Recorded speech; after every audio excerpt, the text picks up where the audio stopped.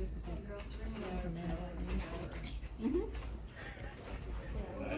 didn't print out everything today. I did not. Okay. I took out some of the stuff, I didn't print out everything, I can pull some stuff up on the screen and. I just know this stuff tonight. Not as old as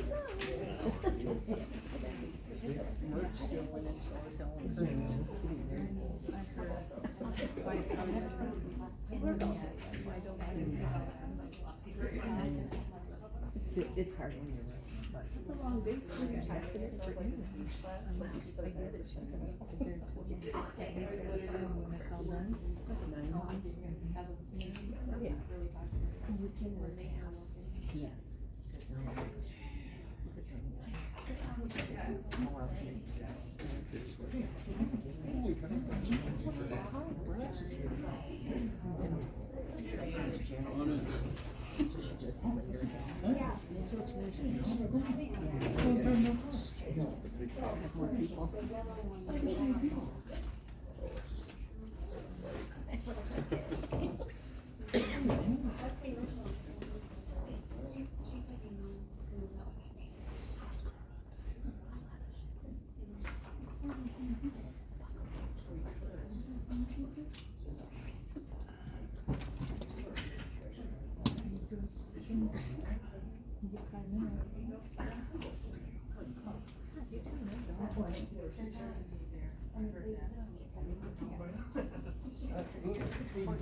We don't want them to think we're dealing with one.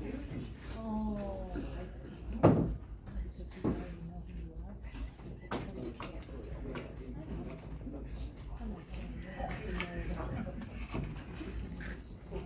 They don't need. I'm in a lot of meetings.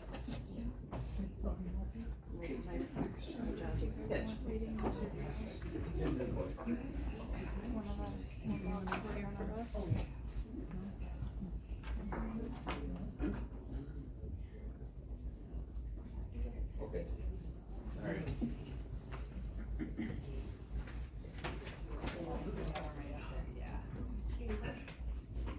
You did, it's behind you. Oh, there.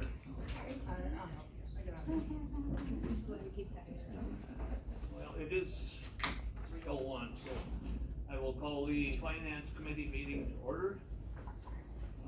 Do we have any public comment?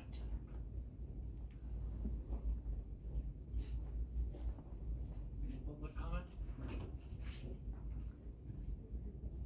Now we need the approval of the minutes of the December 14th meeting.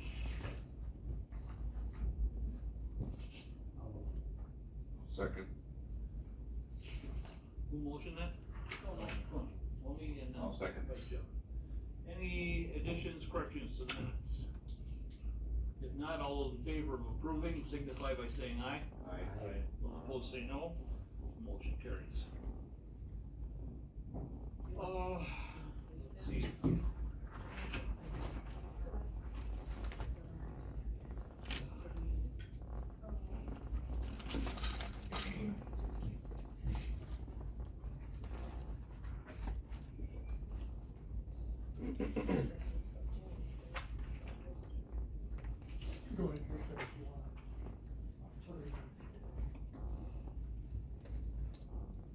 I think we've got a delegation here for the, item number 8. Regarding the, so if there's no objection, we'll pick up item number 8, which is consideration of financial support for the Hawkins team.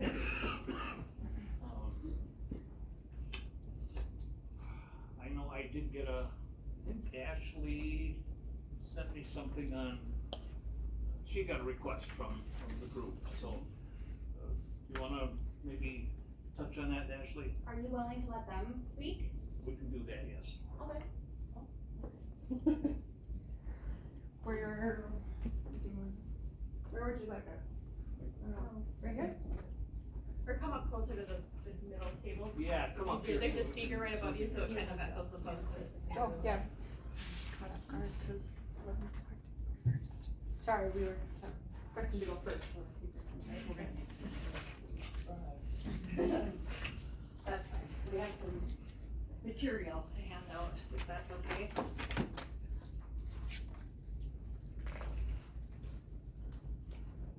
Okay.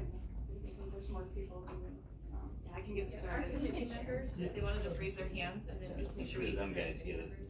They're, they. Yeah. Two here and those three guys over there. okay. And if you have an extra copy for the clerk, so she can do what I'm writing about, yeah. No, just the. I can share. Okay.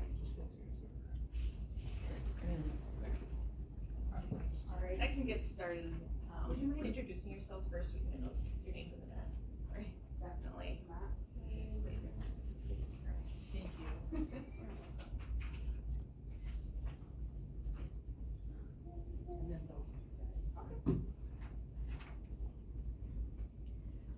So I'm Amanda Bradley, and I wrote this proposal. And this is Allison Anderson, who is handing out the materials. And then I'm Lauren Zach. Allison and I are from the Indian Head Community Action Agency. We've been just kind of supporting the project with some of our fundings that we had through programs, but just helping Amanda along the way to help get this up and going and helping with like business plans, financial projections, and some startup costs. So yeah, so we're just here to support her in her presentation. Say that. So, I'm Amanda Bradley. I am from Hawkins.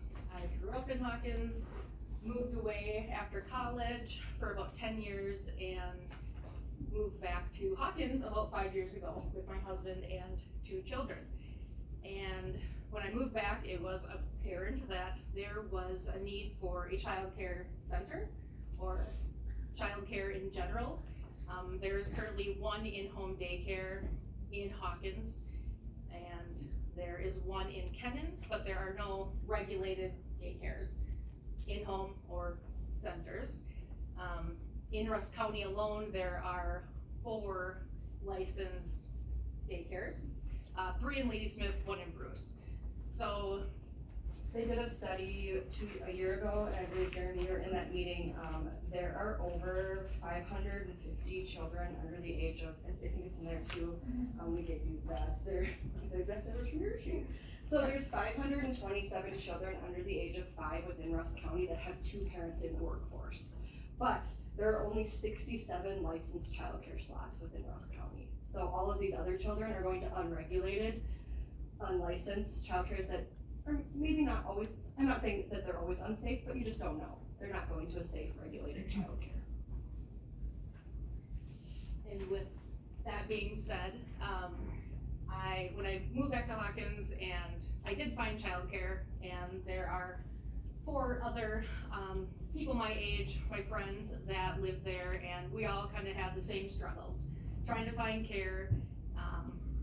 We might have had regular care, but then on days where the daycare provider is sick or on vacation, there's nowhere to bring your child.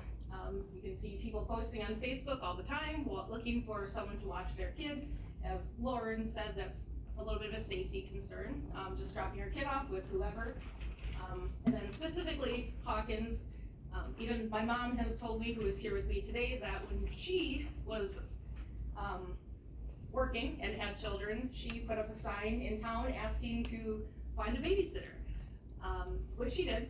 I had great babysitters growing up, but here we are 37 years later, and we still have no childcare centers in Hawkins or close to the area. With Geldwin being in Hawkins, they employ 362 employees, the 2nd largest employer in Rusk County. We've been discussing childcare options with them as well. I've been in touch with Wadeen Stevens, who is in charge of their HR over there. And it's definitely a concern for employees that work there when they don't have daycare, because if they don't have daycare, they can't go to work. If you can't work, then we don't have an economy, which is outlined as well in here. But going back to the reason I'm here, the Hawkins Elementary School. In 2003, the Hawkins Elementary School was built, brand new school. Then in 2006, the school closed. the Ladysmith School Board shut down the school, it then was stripped of everything of value, basically, by the Ladysmith School District. So here sat a brand new building, vacant, no upkeep, and it sat vacant for about 6 years. After that, the Ladysmith School District gave the school to Flambeau, and then Flambeau auctioned off the school in 2013 to the current owners. They got the school for $6,000. They then sold the playground equipment back to the village of Hawkins for $4,500. So they got the school for $1,500, basically. They turned the school into their home and business, and they are now selling it. So it's been about a year that the school has been on the market. When I heard that the school was for sale, I jumped at the opportunity to turn it into something for the community. So my head right away went to childcare. This is perfect. It was an old school, it's set up for children, it would be perfect for a daycare. So, in all of my spare time, I have been working on this project to figure out how we can make it work, how we can turn the school into a daycare. Well, there's not that many children that need daycare in Hawkins. There's a lot of room in the school. It is a 20,000 square foot building between the gym and the school. So if you've ever been into that school, it's the original gym. It's huge, it's awesome. It brings back so many memories for me when I tour the building. But anyways, there are different ideas that I have come up with throughout the last year to turn this building into something for the community. I do not need to do this, but I am, because I really want this to go back into the community. I live there, I think it would be awesome. The building is just the heart of Hawkins, it's the middle of town, and it's this big eyesore right now. So anyways, I know we handed out this PowerPoint and I'm not following it here, but on the second slide there are different ideas. So daycare, fitness center, event center, Airbnb, leasing the space out, senior activities, thrift store, housing, splash pad, community garden. There's a need for several of these items. Some of them are wants, but regardless, they would definitely benefit the community, not only in Hawkins, but the surrounding Rusk County.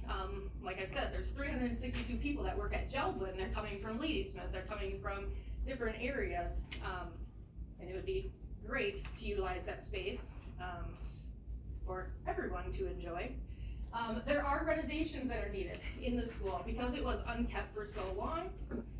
A new roof is a must, so I do have like bare minimum renovations and then full potential renovations. These renovations obviously would come at a cost, so just trying to keep it simple, like what could we do right away? If we got in there, what could we do to turn that building into something for the community? Moving on to the cost of everything. So I've been in there with a commercial roofer, I've gotten estimates from them. We recently had a study done. So we brought in architects, engineers, the whole works to get a report to tell us exactly what needs to be done in the school to get it up and running again.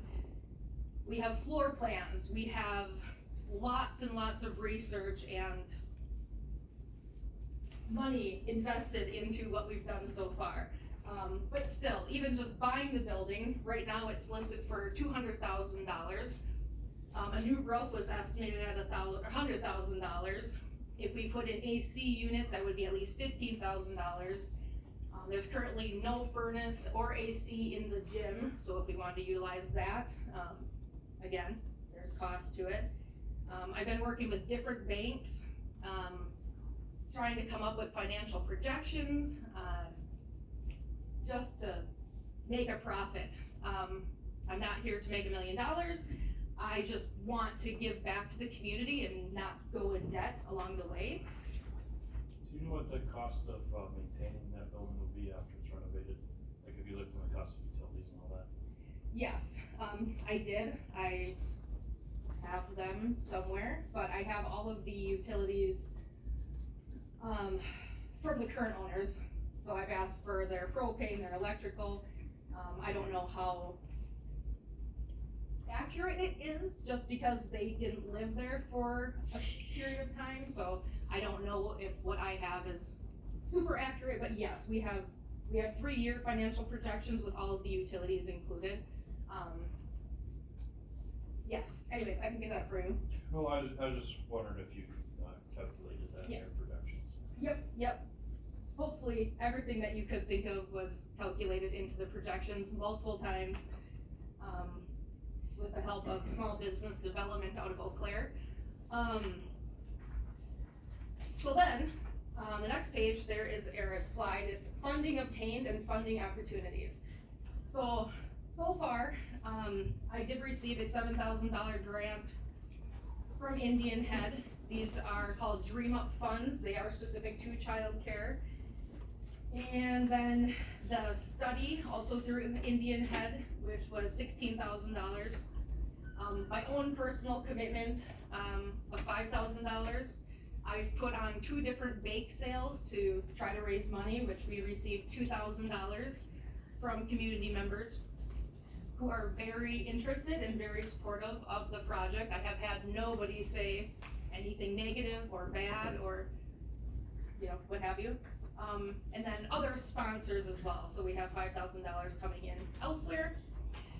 And then funding opportunities. So I've been working with David Wurzba out of Weyerhaeuser, and he has a community development grant, which is up to $200,000 reimbursable grant.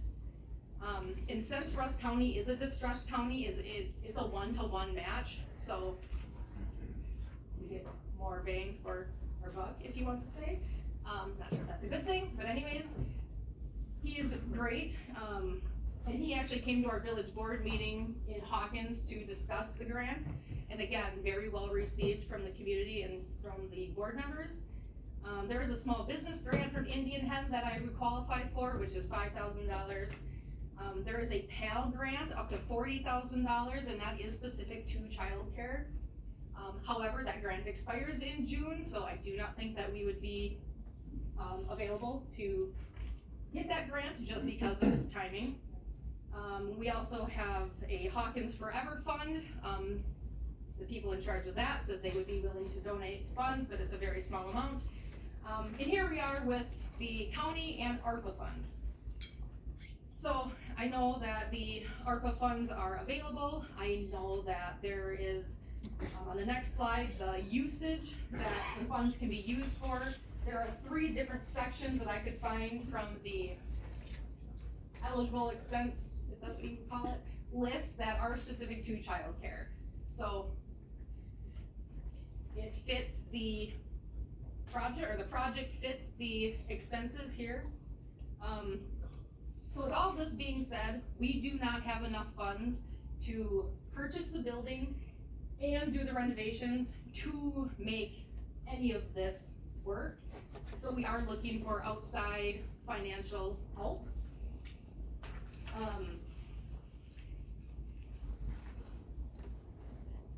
Yeah, let me see here, what else I got? And there are several, it seems that childcare grants are coming out more and more, people are starting to realize that this is a problem. But the problem with the childcare grants is they give us a lot of money for supplies, they give us a lot of money for professional development, but you can't buy buildings or do renovations with the money. So it's very restricting, I'm not 100% sure why that is. So that's why we're kind of trying to think outside the box of our normal grant funding, because the buying of the building is where we're stuck. We can find funds to help with the other things that are going on, but it's just those funds that are specific that we are able to apply for things usually never allow us to purchase a building, is where we're getting stuck, so.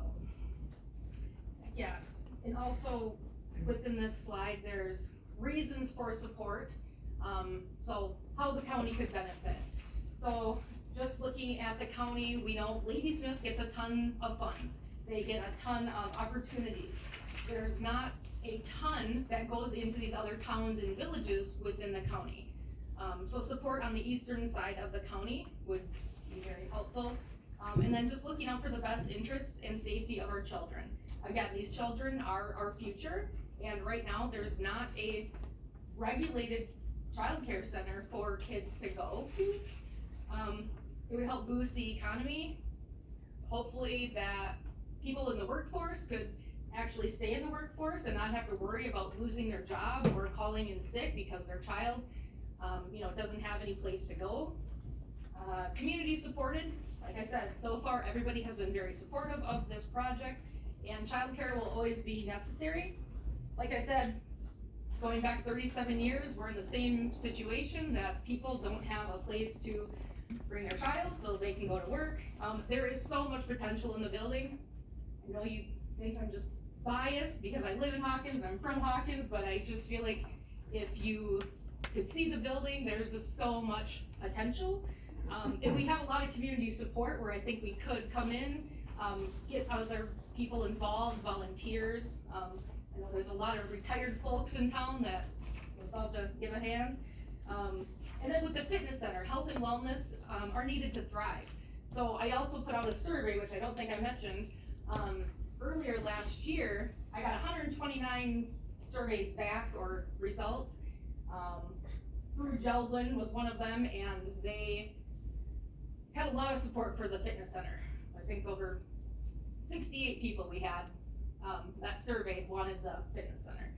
And then it would be locally owned and operated. So myself or my family, whoever wants to help me, would come in and have this business. It wouldn't be any outsiders. Another thing that Gelblin had mentioned was that there's opportunity for housing.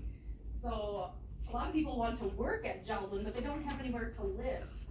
In Hawkins, you can buy a house, but you don't have anywhere to rent, or like bring a family in and have a decent house or apartment or duplex.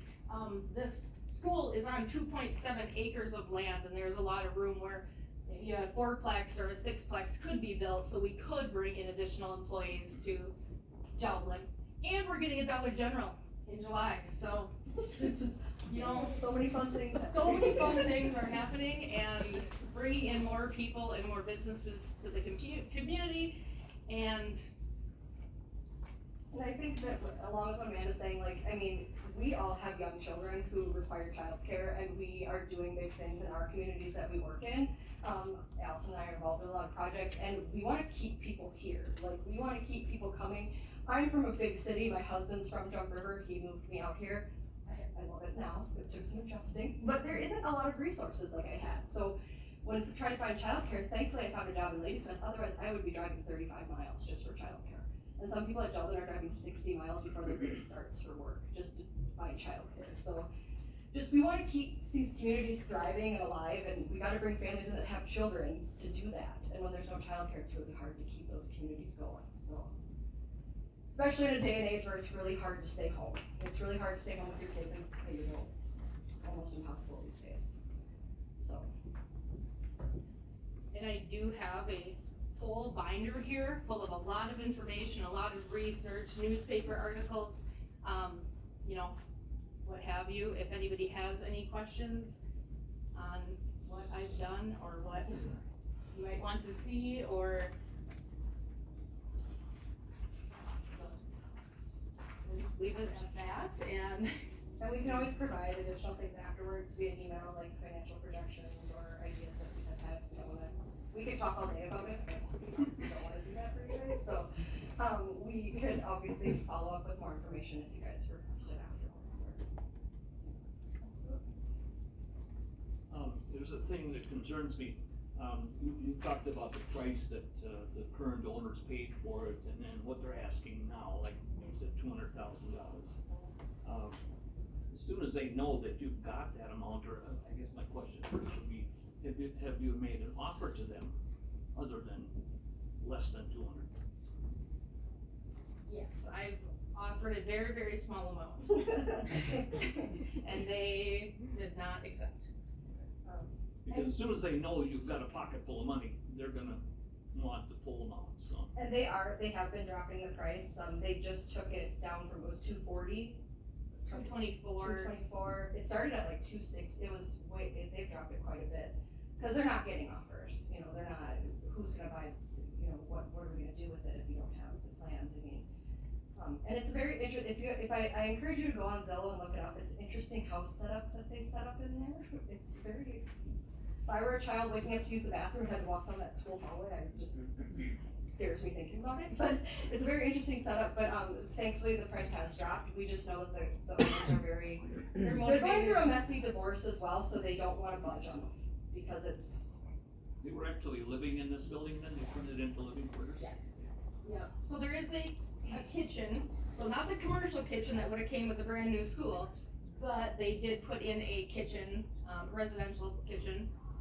It has, there's working bathrooms, And there's, the classrooms have like the plumbing that they would need to be a daycare, like, so that, like, that's one of the biggest pieces when you go into a building, a daycare needs sinks and toilets relatively close to all the classrooms, and it already has that, so that's one big expense that's, thankfully one that we don't have to, the roof is the biggest one.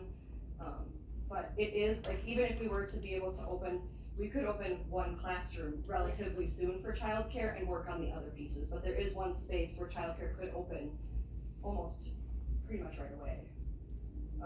But the other pieces would need some work and some, Is it zoned commercial or residential because they live there? that's a good question. I don't know if it can be both, Well, I don't know either, so but, commercial or. cause I've asked that same thing, but I think it's residential right now. We'd have to get it back to commercial. I could be making that up, I'm not gonna lie. I feel like it says like residential / commercial They or have their something, like, business in there too, so I'm not sure. if Yeah, we could they- get clarification on that. Yeah. That might be a big issue right there to check out, residential versus commercial. I don't know what kind of food that takes to switch back. yeah, no, that's a very good point. Even just like getting it up to code, so we brought in the state, I don't know, yeah, a state inspector. Yeah, so we walked the building with him and, you know, there's a lot of walls built in the existing classrooms that are all wood. They put in a wood ceiling, so there's a lot of stuff that would have to come out if we were to utilize that section as a daycare, just to keep it up to code.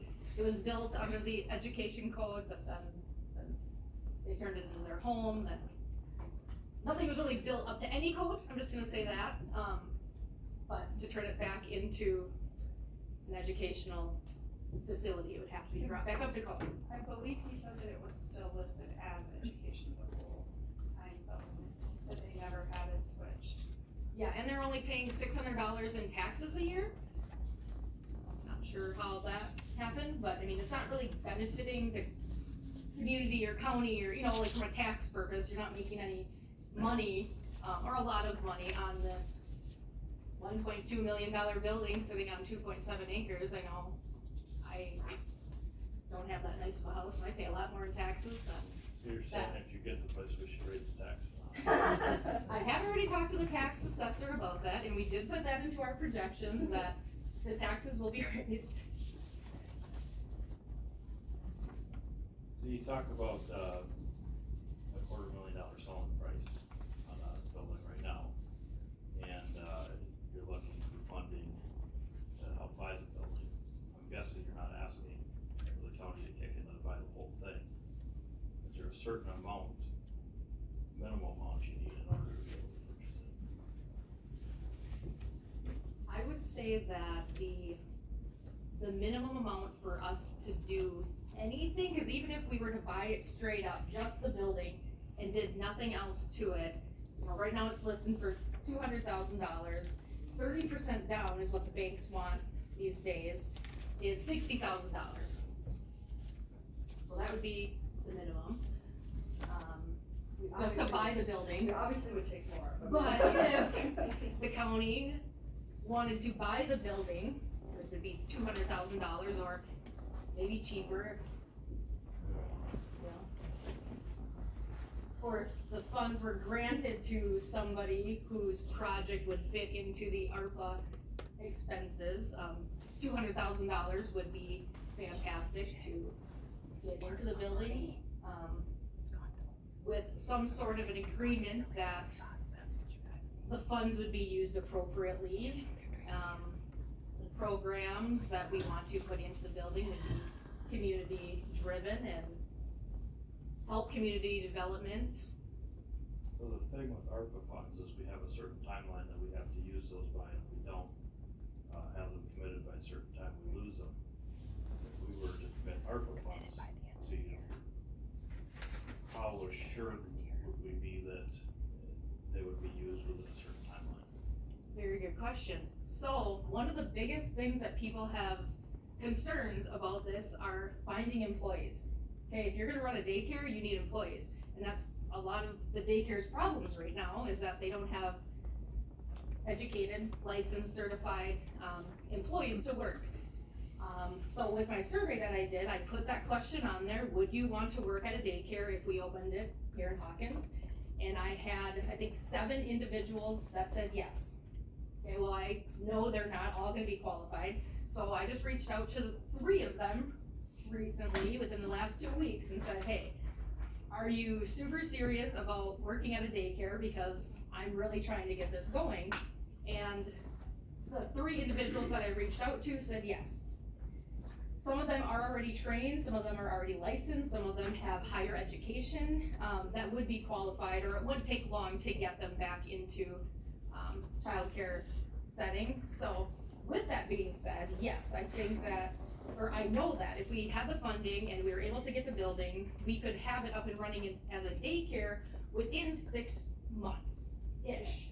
There's a lot of pre-licensing that goes into setting up a daycare, and that is usually the hang-up, is there's not a lot of pre-licensors to come out and do all of the things that they need to do. So it's usually a waiting game just to get somebody out there to get you going. But in regards to getting people certified, trained, hired, I think we'd be able to get that done soon. And 2 of the programs that Indian Head would be helping with that, we have the Quest program, which is what Allison is the head of and I oversee. They help people step by step get certified and licensed, so they know the ins and outs real quick, so it's not like Amanda trying to figure it out on her own who doesn't have that background. Allison's got many years of childcare experience as an assistant director at a facility, so she knows the ins and outs, and then we've obviously run Head Start and Early Head Start for a very long time. So that's another opportunity for funding. If there was a daycare open, they could potentially partner with Early Head Start and bring in more funds and be able to offer that more spaces to the community, and the building would then get a better profit because they'd be getting double pay for a child instead of just that, what that parent's paying for their hours. They would get additional funding on top that can support, the funding there. The WEDC funds, are there strings with that, or how would you be able to access that money? Through the CDI grant with, David? Yep.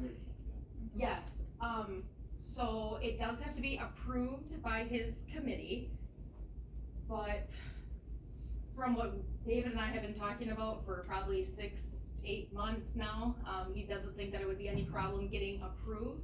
We do have to show that we have the funds though. In order to get the funds, even, because it's a reimbursable grant. So let's say the whole project is, I'm just gonna say $200,000. We know the roof is $100,000. We know there's lots of other things that could add up to another $100,000. So I have to show that I have that money available, whether it's through a bank loan or through my mom, if she wants to give me that money. I have to show that I have it available, and then we would get reimbursed for it. So then, let's say we had the roof done. There's $100,000. David, here's my receipt. He would then reimburse me, I think, half of that. I'd have to double check how you get reimbursed, if it's half of each expense or just your full 100,000, because it would be a 1-to-1 match. So if the whole project was 400,000, I have to show that I have $400,000, do the work, submit the receipts, and then get reimbursed up to $200,000. And along with that grant, I know I said that David came to our village board meeting to discuss that. And the village board was in agreement that they would be okay with this project. So that's huge, trying to come into a small community, turn this building that's nothing into something for the community. We need that support from the village. And unfortunately, they couldn't make the meeting here today, but I did invite them, along with the Lions Club and a lot of other people.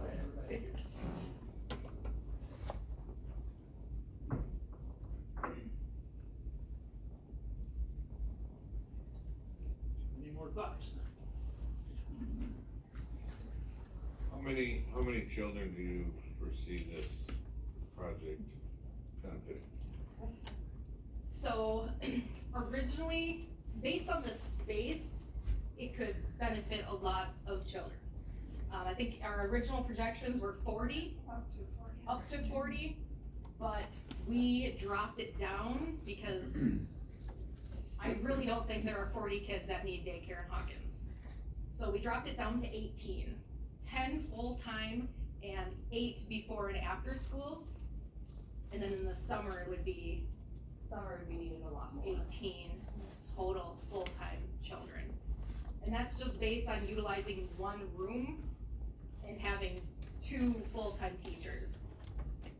Because the thing with the daycare is it's all about these ratios. You've gotta have nine students or kids to 1 teacher. And we would love to open it up to infants, but for starters, we were gonna hold off on that because infants need a lot more teachers to infant ratios, so then we'd have to be paying And we need a separate for room. more, yeah, and we'd need a separate room and a door going to the outside. Additional renovations would be needed. Is that to be the able to state have that it. you need more, teachers for infants, or is that just a personal choice because they're higher residents? It's just that It's with regulated. It is infants, regulated. Yep. per provider, you can only have 4, And that's Infant something, is defined as what age and under? up to 1 year. and we want to be open for that, it's just that would take a little extra time. So we could open to the other age groups and then, cause I know like even the daycare center here in town, their baby room has been closed for, gosh, I don't even know how long. Infant care is a need. Yeah, infant care is a need, so it's something we want to do, it's just that would take a little more time than opening for the 2 and up. One of the things that you hear from parents when, regarding daycare is the cost of daycare. And, you know, is it gonna be affordable for parents? And some, you hear, well, mom might as well stay home, because you can't afford daycare anyway, so, how do you see that? Yeah, that is one thing we really took into consideration. So we just looked at the market, looked at the different centers that are already existing between Ladysmith and Bruce, and basically just used the same range. I think $200 per week per child, for ages 2 to 4. And so speaking as a mom who does have 3 kids in daycare in the summer, it is expensive, but honestly, I don't know how people do it, and I do know people that stay home and they are struggling. They're trying to figure out how to make it day by day, but staying home. What's nice about what we talked about earlier is if we could do the early Head Start partnership, some parents might not have to pay anything for childcare because they get that childcare assistance from the government. So the daycare would get that childcare assistance, but then they would also get that early Head Start check on top of it. So you're still getting funding while parents are getting that free childcare. And the benefit of having a licensed childcare center is that we can accept that assistance. Because right now, in-home daycares that are unregulated, they can't accept assistance. So even if parents have a very like minimal paying job and they qualify for assistance, they're going to unregulated childcares where they can't use that assistance. So they're still paying money out of their paycheck when really they should be getting it for free. Some families could actually potentially pay less going Yes. to a licensed center because you would receive that assistance versus going somewhere paying the same price where you're not receiving any assistance for that funding. There's a smaller, ratio of teachers to children in the unlicensed daycare, right? There's no regulation because nobody's checking in on them. So there have been, and there's been many cases where, and you think that you hear some of these scary stories about unregulated childcares. It's happening a lot closer to home than people think. There's been some centers shut down in Colby, Wisconsin, where they found multiple kids in the background in pack and plays with the door shut because they're just taking all these kids in and taking these money from parents because parents are desperate. And parents are like, I just need to find childcare for my kid because I need to get a paycheck. And so we're hearing more and more stories of situations of in-home childcares that aren't licensed, that have way too many children, and just not enough people to care for them. And so that's where the danger comes in. I'm not saying not every in-home is like that. There's some great unlicensed in-homes, but there are some scary situations, and if parents don't do the research and there's not a report online of things that have happened in those childcares, how do you make a safe choice? Because you can look at any childcare in Wisconsin and see what they've been reported for, if there's child abuse neglect charges, if there's anything, you can't do that with unlicensed childcare, so you're just kind of taking that person's word for it, that they're a safe environment, and you just don't know. And another thing that we took into consideration is the pay that we wanted to pay our employees, because another reason that people can't find workers for a daycare is because it's very, very low pay. So we wanted to pay our employees well, if they're going to be taking care of our children, because I think that's how it should be. So anyways, we did factor that in too, so we can hopefully keep employees. I also worked with a lady who runs the childcare center in Eau Claire at the Children's Museum. If anybody's been there, awesome place. But their daycare, they treat their employees very, very well, and they have a very low turnover rate. They have flexible hours. I think they work like 4 days a week, 10-hour shifts, and they pay their employees above what other places are paying daycare. And by having those other things within the building, such as like a community center or a health and wellness center, we would be able to do that because it would be under the same business, so those employees would be able to get a higher wage than a normal daycare. And, I don't know if anybody hears all of the talk within the legislature on childcare and what the government is trying to do to help, centers, but it's a huge, huge conversation right now in the government, and hopefully there's more assistance and more help, because daycares just can't make it. I mean, they're closing all over the nation. This is not a Wisconsin problem, this is not a Rusk County problem, this is all across the US. They restored that funding because of it, so there's also additional government funding for childcare that they renewed. I can't remember what it was called, but they had originally gotten rid of it, a bunch of daycare shut down, so they reinstated it, and the daycares will be getting that money again, so there's more government assistance too, once you're a licensed childcare facility. What's it called? Childcare council. As far as, we as a committee here can't just up and say, Correct, we know. we'll give you this much. Yeah. But we can make a recommendation to the board, because it'll be the county board's decision as to Yeah. what and if. Yeah, definitely. If anybody has any more questions or thoughts, concerns after the fact, definitely feel free to reach out to me. And if the full board wants more information, we can definitely email over whatever answers to questions they have or anything like that. We are more than willing to do that. Yeah, we appreciate your time. So basically, you're looking to buy that building is your first goal. Yes, yep, that's our biggest hang up right now. In the first bank I went to, they basically said, you're rejected right away. It's too big of a risk. It is, it's a big undertaking. This is a huge building. There's a lot that really needs to go into it, and unless I find another partner or investor or what have you, I can't do it on my own. So I'm hoping that with the help of the community, because I am really doing this for the community. I'm not That was gonna be one of my questions. I mean, you're very enthusiastic about the project, I can tell. It's only been a year. As far, would you be looking at managing this, in the future? So I want to keep my current job. I work from home for a company and I love it, and I would be willing to be an owner or manager, but I don't really want to be involved with like the day-to-day operations. I would be hiring employees, which is also in the financial projections, the hiring of a teacher/director to at least run the daycare.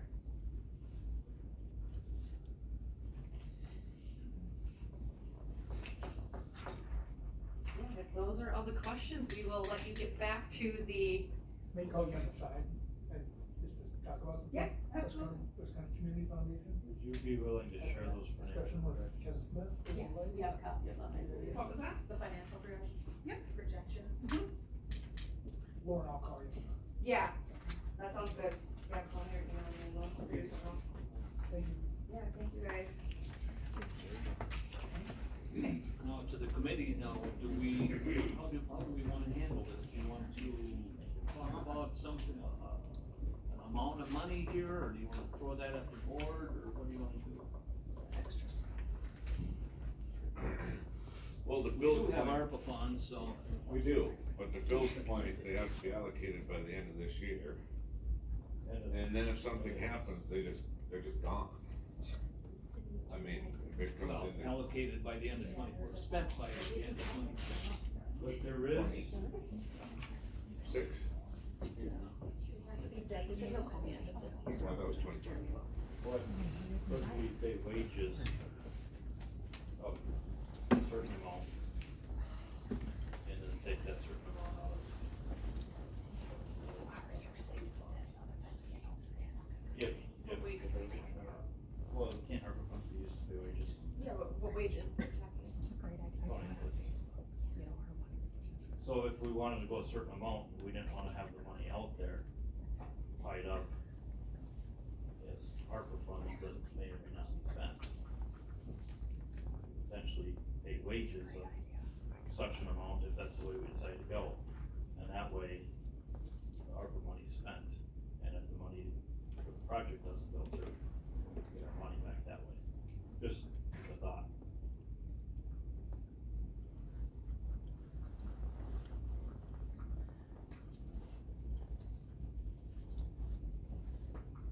I don't know. You've got other out here in the county already. I don't wanna handle this in a situation where someone else feels they didn't get their fair share or left out. I mean, I'm sure there's other ones out there that probably, if they mentioned one, right now is not taking infants. My thought process goes to, and I could be way wrong, is it a health issue, or an employee issue? Is it a qualified employee issue, or is it just strictly funds? I mean, there's probably a lot of other issues going on in other daycares, maybe, to keep their kids above water, don't know.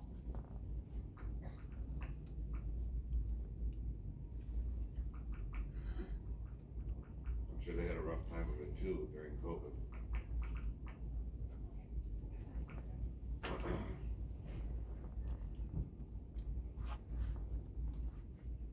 Well, we do have some COVID money, there are ARPA funds available, so it's a matter of deciding if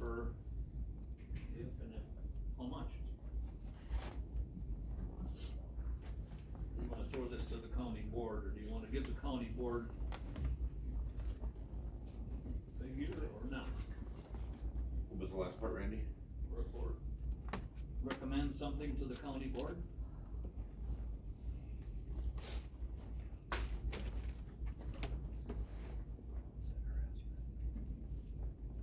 Is there any thing that we need to know going forward on this, using this? How we go about it? I mean, we know it has to go to county board for full approval, but are there any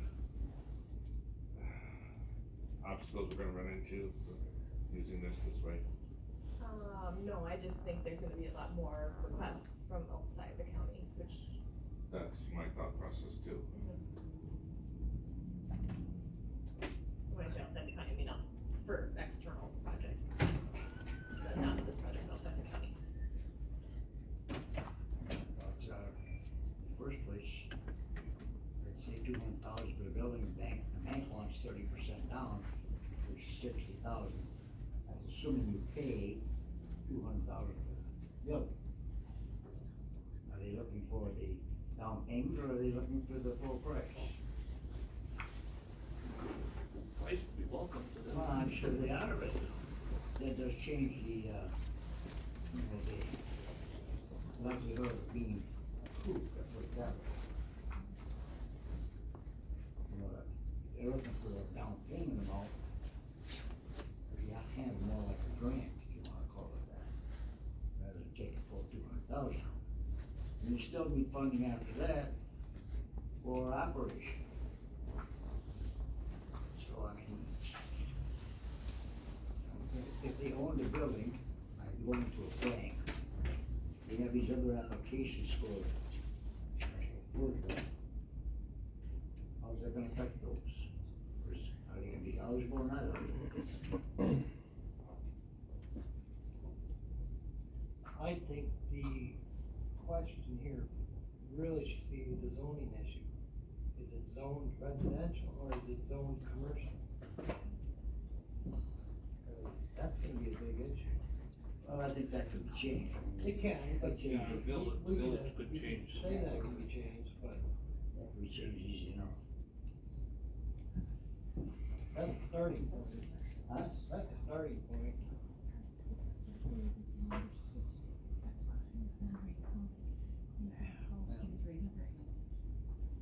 I have some paperwork here that says commercial. It is, it's listed as commercial. Does it say commercial? Yeah, right at the top. Okay. In commercial / industrial. Thank you, Yep, welcome. Knew we had it somewhere. that helps.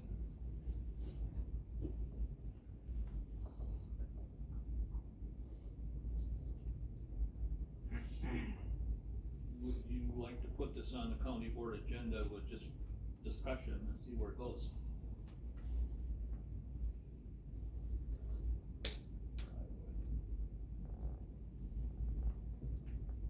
Normally we make a recommendation to finance.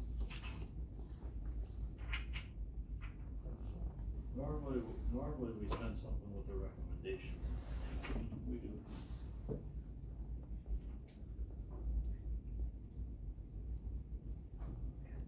Well, I'm sure if we decide to send it to full county board, they're gonna wanna hear from these people themselves again.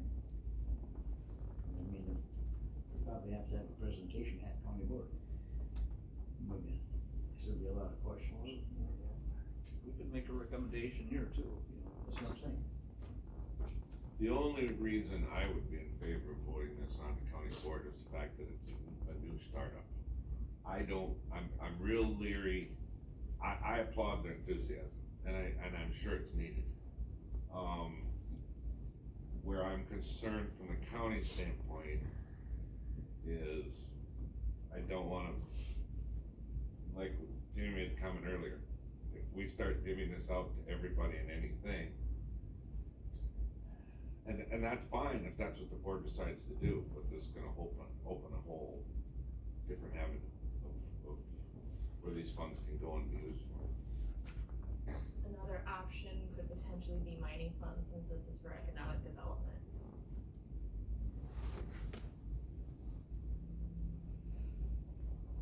But then that would be more of a loan rather than a grant. More of a what? A loan, Well, I'm gonna guess that if, we're already loaning out part of the money, and they go to the bank and say, we have a loan for the down payment, that's probably not gonna, well, or it could be the county buys the building with mining funds and then it's a rent, for mortgage. no, Like we did with the Warehouser Active Dogs building. but the problem is, if we buy the building, the county buys the building. So then we're responsible for all upgrades, maintenance. Like you said, like an active dog. So now you're We not, could be holding the mortgage. What's that? The county could be holding the mortgage on it. mortgage on that stuff. Too much. I think we're better off taking it to board then. Economic development could also be given as a grant, and what would the interest rate then be on something, Like as a loan or like but not as a grant? that I'm not sure on. The mining funds are kind of used as more revolving, so if it's hold the mortgage on it, it would be repaid back and be available to use for other projects. I think the big question is if we don't use these as the ARPA funds for this, what are we gonna use the ARPA funds for instead? And will this have a better benefit to the community than something else we might spend the ARPA funds on? Right, that's the discussion. What has the most community impact? What gives us the most bang for the buck, The community. by spending the money. If you're worried about using the ARPA funds, all you gotta do is replace the boiler in this system right here, and then you still owe $1 million. They're gone. We know that's gonna be a $2 million bill right there when the time comes, correct? money can be gone in a heartbeat. There's no shortage places, but people want it.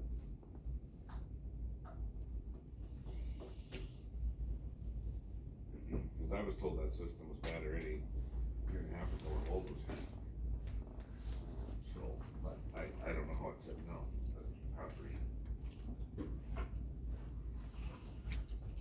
Well, if you got it for sale, and nobody's made an offer, and if you keep dropping the price, what's to say, you're gonna get any price out of it? You're gonna have a tax bill due on that thing every year for, until they, you know, I understand she said that you're going through a divorce. What's gonna happen to that building once they had a divorce? You're gonna have to, somebody's gonna have to buy the other half out, or you're gonna have to put it up for sale. It'll be on the, for sale to be disposed of to settle the agreement or whatever you wanna call it, whatever the motion is. And that's, it takes time, but it will drag it out. And, in the meantime, the building's gonna sit there. And the potential is, we could actually lose the building. Without anybody buying it. Well, we can decide to give them some money, startup money here too, with some stipulations attached to it too, you know, with the licensing being fulfilled, building being purchased. I mean, just for example, you can say, we're gonna give you 50,000 ARPA, but here's the things, criteria that have to be met before that's. Once the 50,000 is, let's put it that way, you know, we got these conditions and they're gonna agree to it. And once you give the 50,000, say for example, what happens, year down the road when, they can't make it and it blows up? 50,000 is gone, right? Is there any way, I mean, it's not gonna do us any good to get the ARPA money back, cause it's already gone. I don't see any way you could, no, use ARPA funds for this project once you hand it over, I don't see any way to retrieve it. Well, that's what I'm saying, it might be wise to, if we decide to go down that path, to, pay $60,000 in wages, say, or whatever. And to take that out of just levy so that what we're given for this is not attached to ARPA. That would essentially come from ARPA helping us out in another spot, but at least as far as the strings being attached, if something didn't go through in the daycare all of a sudden, whatever the bank falls through or whatever else, we can get our money back. But what's It's still really the spending. difference of doing that versus doing, mining funds? Well, you're talking about a loan with mining funds.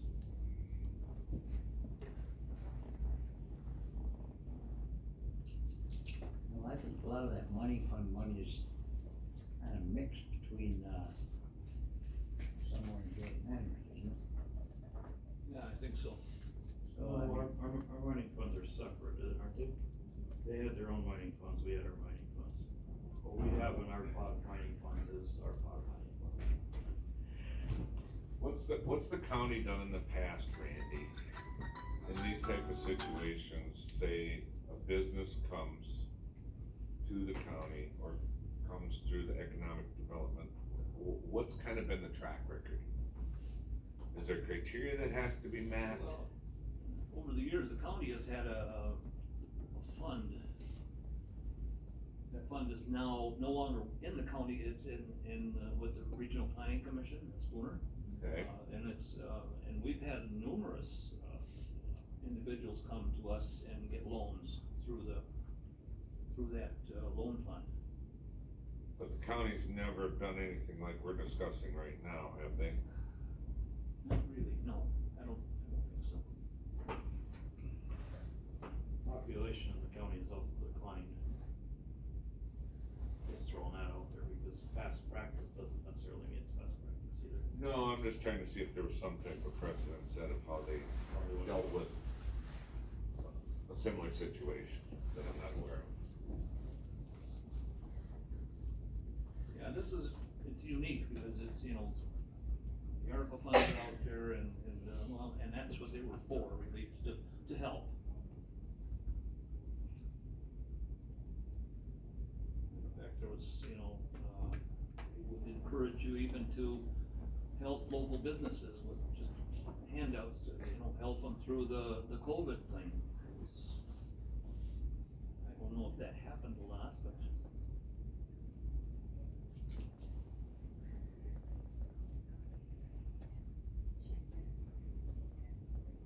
Well, just a what if.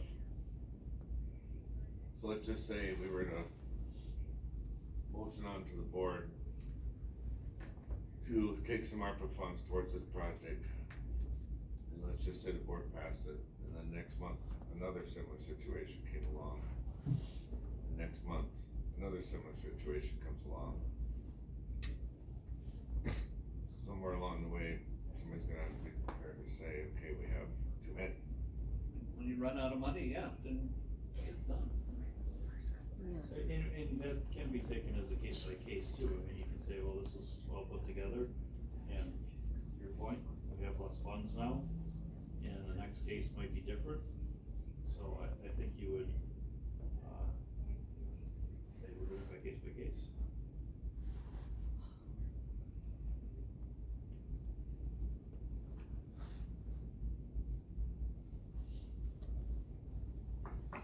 I know what you're worried about, opening up that can of worms.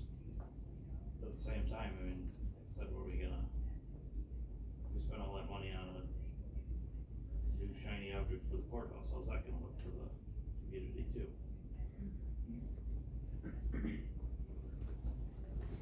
What shiny objects? I'm sure if we don't spend it on something like this, somebody's gonna be asking for something shiny for their office or car or something. We're past the end of the year, and there's no more office chairs getting ordered. Those won't come again till next December. It will have, well, December, when we're at the end of 2024, And pens. Jeremy's gonna be in them. I'm joking, he always got good stuff. No, actually, I think this year was very good. I didn't notice that stuff, but I haven't made it through all these yet. I don't know, I don't know how to,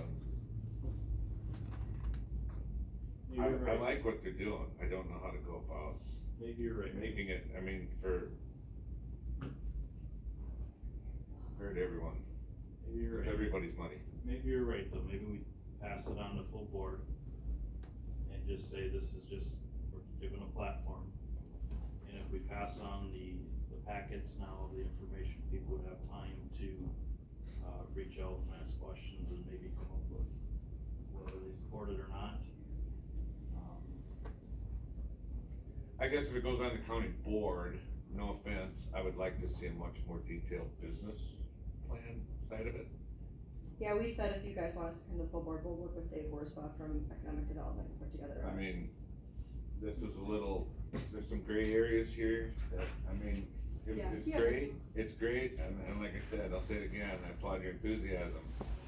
But I think the county also needs to know that they're investing taxpayers' dollars into something that's sound. Yeah, he has a copy of the financial projections for the next 3 years. And like I said, I've been adjusting them, throughout this journey, so what is there is not set in stone, but it has a pretty good outline of every operating expense and then what the revenue would be and. Cause I'd also like to Wages see a little more on, personally, I'm not saying you have to do this, it's your project. I would like to see more on how many children you're estimating to have. Just did that. Where, I don't wanna see you get in a situation where, okay, the county just invested, let's just say, 100,000 into this project, and a year from now, you're not able to make it go. So, that in a sense would be, I'd like to see a sound plan, because I think that'd be a disservice to the taxpayers if we invested in something that maybe didn't look very sound. Yeah, I was actually gonna do another survey, since my last one was last year, just to kind of gauge current interest. I don't know another way to get those numbers, which kind of with I'm any, sure it's with any not easy. business, it's, you know, it's hard to gauge, but, yeah, that's definitely in my plans to, And it would also pull families from other areas, because like I live on the border of Rusk and Taylor in Jump River, where there's zero childcare within 45 miles of you. So a lot of people my age go to Jelvin for work and don't have childcare too. So you'd be pulling more people than just Hawkins would be utilizing this building. It would pull in people in Catawba. I have no doubt you could probably fill the 15th Correct. one. But, like to Randy's point earlier, I remember when my children were younger, and it got to the point where it was, do we pay for childcare, or you just stay home? It's literally almost impossible to stay home, I'm telling you right now, unless you have a half a kid. Yeah. Or you Like found, or it's you found someone that could watch kids for a few hours a day and you did part-time and you didn't have to, you know, Well, a lot as of a people favor had- type thing, and you didn't pay child A care. lot of people had grandparents back then. People can't retire like they used to either. Like my parents and my husband's parents are all still working with no retirement in their future. It's it's getting harder to stay home or find family to watch your kids at the end of the day. I'm sure it How is. many years ago was it?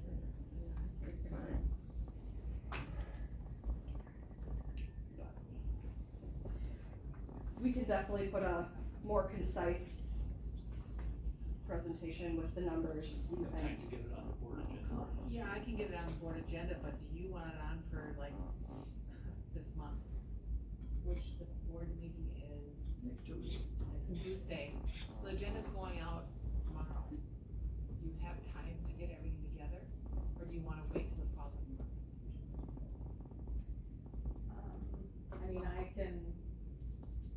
can probably do it this month, I mean, next week, right, you said? Yeah. I mean, we have so much information, We just can, if that's what would be Trying to beneficial. consolidate them. yeah, Yeah, the yeah. important parts. Yeah, I would, recommend emailing the county a PDF copy of this if you have it, or Word doc. Do you prefer PDF or Word? Something that she can forward on to Yeah, all for sure. board members. Just forward both, and then I'll forward on to all of the county board. And also, do you think I should like maybe include your phone number so that if they have any questions, they can call you? Yeah. If you forwarded like the letter that we got, that had her phone number in here, it looks like. Did it? Yep. I didn't get the letter. Yeah, there is a letter available right now, Ashley. Yeah, it's on, Ashley sent it. well, I emailed it out with the. We got it in our, packet. So then I'll email that out, and then you can,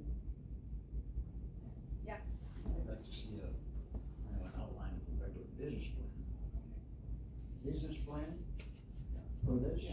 So that's kinda what I was insinuating. Kinda hard to I'm on board with put that. into something. We do have We that. have We a have a business plan and put the projections and, I mean, if you guys just want my number. Yeah, we have a lot more prepared than what we actually presented to you today. We didn't really Yeah, the know, whole so- book. yeah. So you're We really aware. know what. We don't want everything in the We book. didn't know how long we were gonna have to It's the high points. speak or Lots of anything like pictures. that, so. That's true, pictures are good. send your presentation to me, cause then we can put it on the screen. And we can send a business plan to you.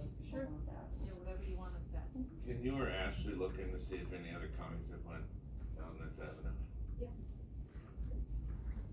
I think that'd be good information to know and how they approached it. So, do we need a motion for this, or are you just gonna say? John can just tell me. Is it a motion? You want a motion? Yeah, well, yeah, we should have a motion, I think that would be appropriate to have a motion to send it to the county board for, discussion, Presentation. full motion. So move. Make the motion. Is there a second? Second. Second by John. Any other discussion? Not, all those in favor signify by saying aye. Aye. All opposed say no. Motion carries, so we will forward it to the county board and hash it over some more. What time is that meeting at on Tuesday? 7 at night? Oh, I can do that. You'll be in the 10 PM slot. Just kidding. Okay, it just means my husband has to put the kids to bed. You can keep me here all night. It's fine. Whatever you gotta do. That sounded bad. Okay, thank you. Thank you guys. Bye. it over, get, Thank you so much. Yeah, yeah, like. I'm sure you're stuck in there. that's okay, I got another copy for you. Thanks for the. You sent me. Hey, why don't we get back on that stuff? Yeah. Wait, wait. Number one, health and human services org to reclassification. Outstanding. Is that? That's us, yeah. Personnel. So this is coming from personnel, from my board. So, the handouts that you have, and what will be on the screen here soon, is really, is One right. one, Jerry, second one down. So you want that, that's. So that one up there. And then there's a narrative from Carla that says,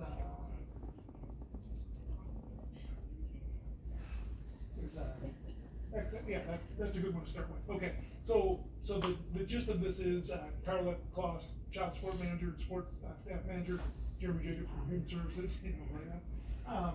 In 2022, this narrative showed back to us hiring a clerk 2 in our department as a result of people leaving. So you can see the bullet points are very clear. We had a clerk 3 working here for a fair amount of years in 2019. In 2022, that clerk 3 left. We hired a clerk 2. At that time, the duties of that clerk 2 were the WEEP program and various agency support. And where we missed this, when I say we, where I missed this, is that WEEP program has been a complex duty within our department. Critical decision-making, program eligibility, determining allocations. And so that's historically been a clerk 3 position. As a result, we hired as a clerk 2. There was a person that you see, SK, was there for a very short period of time. We then hired another clerk 2 who's currently with us at the end of December 2022. That should have been a clerk 3 position. As far as that, Carlson Detman implementation occurred the next year, March of 2023. As a result of that, this person was classified then on your pay grid sheet as a clerk 2, health and human services, and they are currently at $19.38. Our ask today is that because of not classifying this correctly, we think that in this case Jerry needs to be reclassed to a clerk 3 under the Carlson Detman, which is then clerk 3 health and human services. Our proposal is that the next thing that I gave you actually shows the fiscal impact. I'll just wait till it gets up there so I can just show you. So first line is the current status, $19.38, all of the costs associated across with health insurance, HSA, the whole works. The second thing would be is if we were to reclass through here, then we would either go to step 1 or step 2. The rationale for going to step 2 under a clerk 3 grade 8 is that we should have had her in a clerk 1, step 1 as of March 2023. What did I say? Okay, clerk 3, step 1, March 2023, and then obviously this year, 1/1 of 24, she would have been step 2 of the grade. And so our ask is, what you can see is line 3 would be is that she would be placed as a clerk 3, step 2, and that's the fiscal impact right there. The caveats with this is that 2023, almost 43% of her time is the WEEP program, which funds that portion of her position, and then the remainder is spread throughout our entire department. And so she's already doing that anyway. And so the fiscal impact is 43% of that would be generally covered under the WEEP program, and the rest would be assumed by our 7 departments. So the first line is if she goes to a step 1. The first one is the current. The second line, sorry, the first line of the 2 ones in yellow. And again, for your consideration, very, very transparently, is that this was our mistake. We should have hired her as a clerk 3, and so we understand if you went step 1, or the second line, clerk 3, step 1, totally understand that. We think that she's worked in that in that capacity, which kind of gives us the opportunity to afford you the choice of line number 3. Did they not get a raise when the Carlson Detman wage increase came out? She did.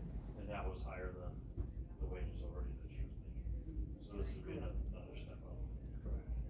So there was a wage lift onto the step 1 clerk 2 for her, and then because of the misclassification, this is an additional lift. So again, very, very transparently, both of those are an increase. It's $1.60 something on the 63, 68, $1.68 on the on line 2 there. So clerk 3, step 1, and then $1.88 on additionally, as a part of this support to the programs, Jerry has been earmarked for and has been providing death benefit certifications for the Veterans Office. So she's helping specifically with Eric with some of the categories there as well for his process. Something we haven't had specifically in the past. So. Most of this is gonna be absorbed in your budgets. Yes. I always say this, I said it to personnel, I said it to my board, there's always a trickle down because we do have levy in our department. However, these things come off the top on our budget as it works through our budgets. So our ask is step 2, clerk 3, retro to 1/1/24, but you have the options here to do what you think is appropriate. Somebody wanna make a motion to that effect? What was the motion for personnel?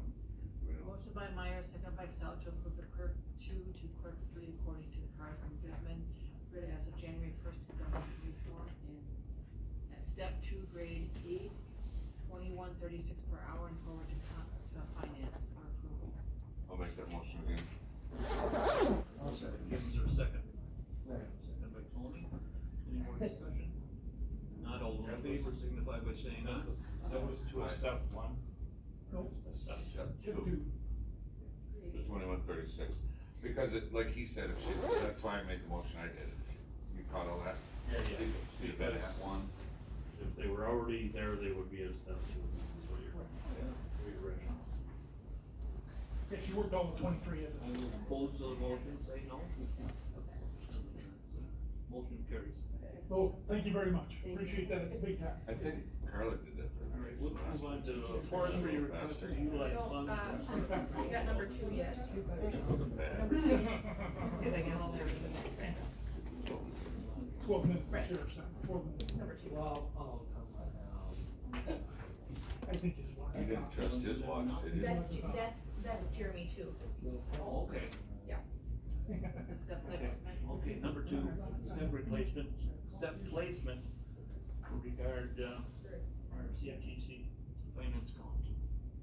Well, either, so, Tanya was in the middle of the implementation of the wage study is when she took over the duties of the RCTC finance accountant June. And so, we didn't get her submitted to the Carlson Detman until recently, and so that came back, and so what we're looking for is approval to place her on the scale at, what step was that, Jeremy? So it's step 6, grade 9.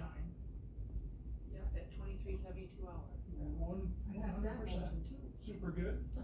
Yeah, the gist is we're just moving her to an appropriate pay grade level based on the RCTC duties that she completes. And so there's a new line. And that came through Carlson Detman and just putting her on the scale that provides the appropriate increase. Carlson Detman recommended step 6. No, she would have been at step 5, but this placement should have happened over, in fall of 23, really, or sorry, of 22. And so it's the same situation as Jerry, moving it up another step. So her current wage is $22.26. And so to move it up, it would be at $23.72. And some of that's also paid by RCTC. Correct. Yep. Yeah, there's a percent. I don't know if it's half or what. It's roughly around, I wanna say 30%. Give or take, yeah. Yeah. It's like 1 day a week plus some other stuff, so. So this motion would be finance accountant to RCTC, grade 9, step 6, effective please 1/1/20. Somebody wanna make a, I'll move. approve I'll make the motion. request?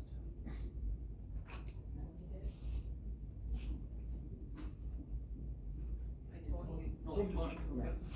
I'll second. Second by Phil? No. Johnny. John, okay. The new guy. The new guy. New guy. Okay, all those in favor signify by saying aye. Aye. Those opposed say no. That motion carries. Now we'll go to number 3, forestry request. Thank you very much, everybody, appreciate it, thanks for coming to work today. Nice to see Carla here. Glad she got to say so much. That's how I like it too. Would you please tell them? She She said you knew we were talking on the way down. We're out of money now, Jared. Next month she. Thank you very much. Have a good day, guys. Take care, guys, thank you, good luck. Sure, Thanks for what we got. So, we're to, I work in the forest, right? So we're here to request to use trail and park development funds to pay this bill for $3,050. This was forwarded from forestry. Although you guys have oversight on that fund, that grant, or that, not grant, that budget line. This was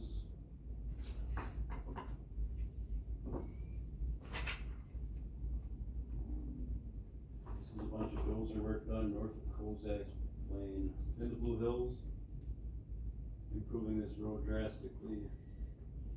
You lost me. Why can't you use this money on your own? It's park and trail development. Yeah. For trail development. Yep. So this budget was Oversight set up a committee. while back, and this committee was, for whatever reason, I don't know why, it was set up with this committee as the oversight committee I on mean, that. it seems like you should be able to do what he wants with it. There was a reason for that though. Don't go that far. We've had this discussion before. Yeah, I know we had this. Is this the budget he's talking about here, this park and trail development fund, and wasn't it the original source of the funding for that? Well, you want a backstory on that? Yep. It was, set up as a percentage of timber sale revenue, but changed to $75,000 per year to go toward trail and park development. And then it lasted for a couple of years only. We used one full year to do a grant match kind of deal for one of the ATV trail development projects. This is what's still left in it, and I'm asking for $3,050 to pay this bill. Who was the vendor? What's that? Who's the vendor? Vendor is Ted Struck. You want the long version? I can do that. No, we like Cliff Notes. Did you tell us how much money you're looking at here? $3,050. $3,050. Somebody I'll make a will make a motion. motion to that effect? I'll second. make it. Motion by John, Second. second by Phil. Any more discussion on that? Not all those in favor signify by saying aye. Aye. Those opposed say no. The motion carries. Awesome. Wasn't there two requests, no, didn't you say there was? No, the other one didn't happen.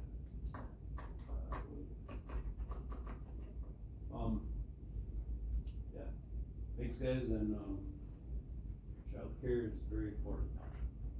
I'll just say that. Enjoy the rest of your meeting.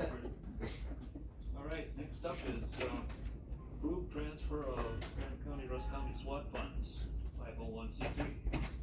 Okay, we have our, SWAT, money that's all raised by, The donated funds. donated funds, and we are with Barron County in that, and as a group has decided to move that over into some 501c3 with its own board. Ashley left me, email between her and Rich says based on the above, I believe that the county can transfer the money, as they're not doing it because of the tax deduction, so there's no issue with Rich, so. And that's gonna make it a lot easier so you don't gotta come through us every time you wanna take some out of your donated funds. long as it's not gonna come through us and we don't have to approve the expenditures, it's donated money, you gonna make the motion or am I? I'll make the motion. Second. Okay, got a motion by Phil, second by Jim. So question, did you guys want the amount put down that you want to transfer? The whole thing. Remaining balance. So approximately $177,000. Yeah, we're going to do those of them. Oh, we could use that for something if it was in our coffers, Name to that fund. Yeah, but I think It's a earmarked checking though, account, I would if call it they're- the BCRC SWAT checking account. See how much he's got in there? We should all have that You money. can hold it. Buy some cars first. Like a little 5-year-old with his first birthday. Yeah, we do have to do the settlement first though. Yeah, we'll have to do it again in 24. The what? Well, Who did the second? I second it. Motion second, I guess, Phil. all those in favor signify by saying aye. Aye. Those opposed say no. Motion carries. I guess I first did. Thank you, guys. I wanted to point out that I voted yes on everything you brought forth today. Thank you, Phil. Duly noted.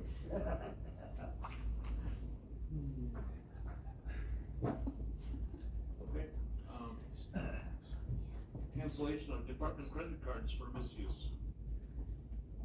I really don't have any to bring forward today. There's a couple of departments that, still had some November ones outstanding, but I contacted them today and they were getting them entered in today, so. She said she had it. Oh, yeah, there were some, yeah, we talked about that. There were some that were like months behind. Yeah, we're caught up through, there was like 5 left from November purchases, and then there's still some from December, but, So this discussion we had and the email going out, that really has helped catch us up quite a bit. Good. Is this gonna be an outstanding agenda item, then we'll just have it on there every month, and if there's anything? because otherwise they don't listen to it. Good job. You tell the ones that were behind, thanks for catching up, even if it. Yep, thanks for doing even your if it- job. Even if it should have been.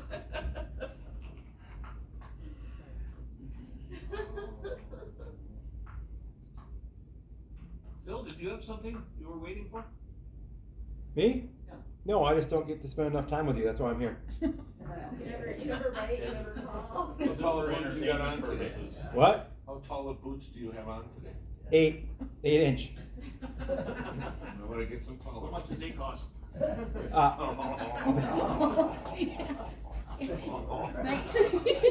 Stepped in it right away, didn't you? I'll meet you outside after the meeting, Randy. He wants to show them to you. Okay. Approval of payment of LATCF to NACO for contribution to the National Center for Public Lands Counties. Yeah, you wanna, I don't know. Okay, if you so wanna- I received a, invoice for $1,000 for, approval of payment from the LATCAF, which was $100,000 they want, what is it? They gave us $100,000. Well, they didn't give it, so we got, yeah, well, from LATCAF, but, yeah, the Wisconsin, or the NACO and Wisconsin County Association did a lot of lobbying to get us that money. Yeah. And so they're asking for a contribution to their, lands, public lands fund. And I did email this to you guys as well. So they're not asking for, you know, payment for their lobbying services, they're asking for a contribution to this program. They're looking to create a center, now they're looking at $15 million, you know, this is a nationwide thing.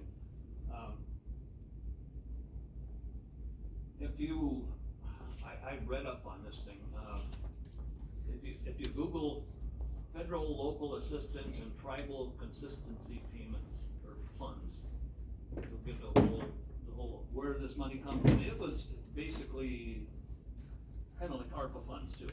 And so those are federal dollars that we got through NACO and Wisconsin Counties Association. And you'll see, I think all counties in Wisconsin got some. They Some did. counties got more, and I think the reason they got more is because they have, like Florence County, Forest County, I think they have some tribal lands, and that's where the additional, Yeah, like They Sawyer, did. Sawyer County County got has more too. quite a bit more. Price County's got Wow. a little more than we got, quite a bit more than we got. But it's based on tribal, I think tribal territories. Right. The Well, ones Taylor that got the most should be the ones given towards this. Well, and they're asking for 1%, so it's like a, Well, you know, I'd be ashamed not to honor this. Look, we've got $100,000, we're getting 4% on that money. So it's not like we're gonna end up with 99, we're gonna end up with about 104, so. It's a national effort, I think it's worthwhile. I like how it says the total due. yeah. And then it says Something that 100% doesn't of look the like an voluntary invoice. contribution. Yeah, and then let's see what column. Yeah, we didn't want to, you know, with that, the use of those LATCAP funds, we do resolutions like we And do. I'm not sure if we with can ARPA. do that, or if that has to go through county board. Yeah, I put Yeah. together a resolution, Okay. yeah, Are we members of the National Association of Counties? yes, I believe so. We are. Do we Yes, we pay- are. Do we pay dues for that? Yeah, we do. If we're paying dues for that, I feel like that's a responsibility.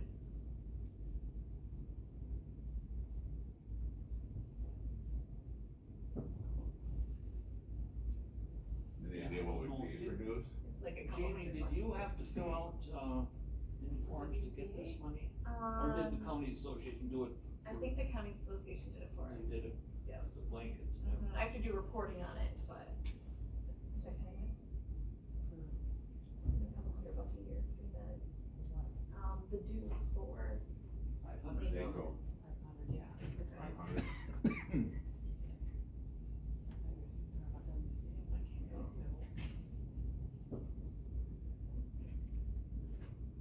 Any more thoughts on this? Now we can use a motion to forward it to the county board for approval. I'll make a motion. Tony? How's that gonna? You make motion to approve. John did. Second by Tony. Yes. Any other discussion? Not all those in favor signify by saying aye.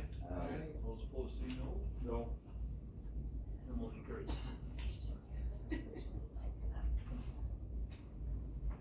Additional ARPA request to forward to county board. Fairgrounds. So the property committee asked that we just hold off on this one for now until, we get at least a budget estimate on how much the stick-built bathrooms would cost, so that we can compare that to Did we get some figures on those? no, not, well, with the state approved plans. We don't have the state approved, they're not completely approved. Right, so the property committee asked to just hold off on that one for now.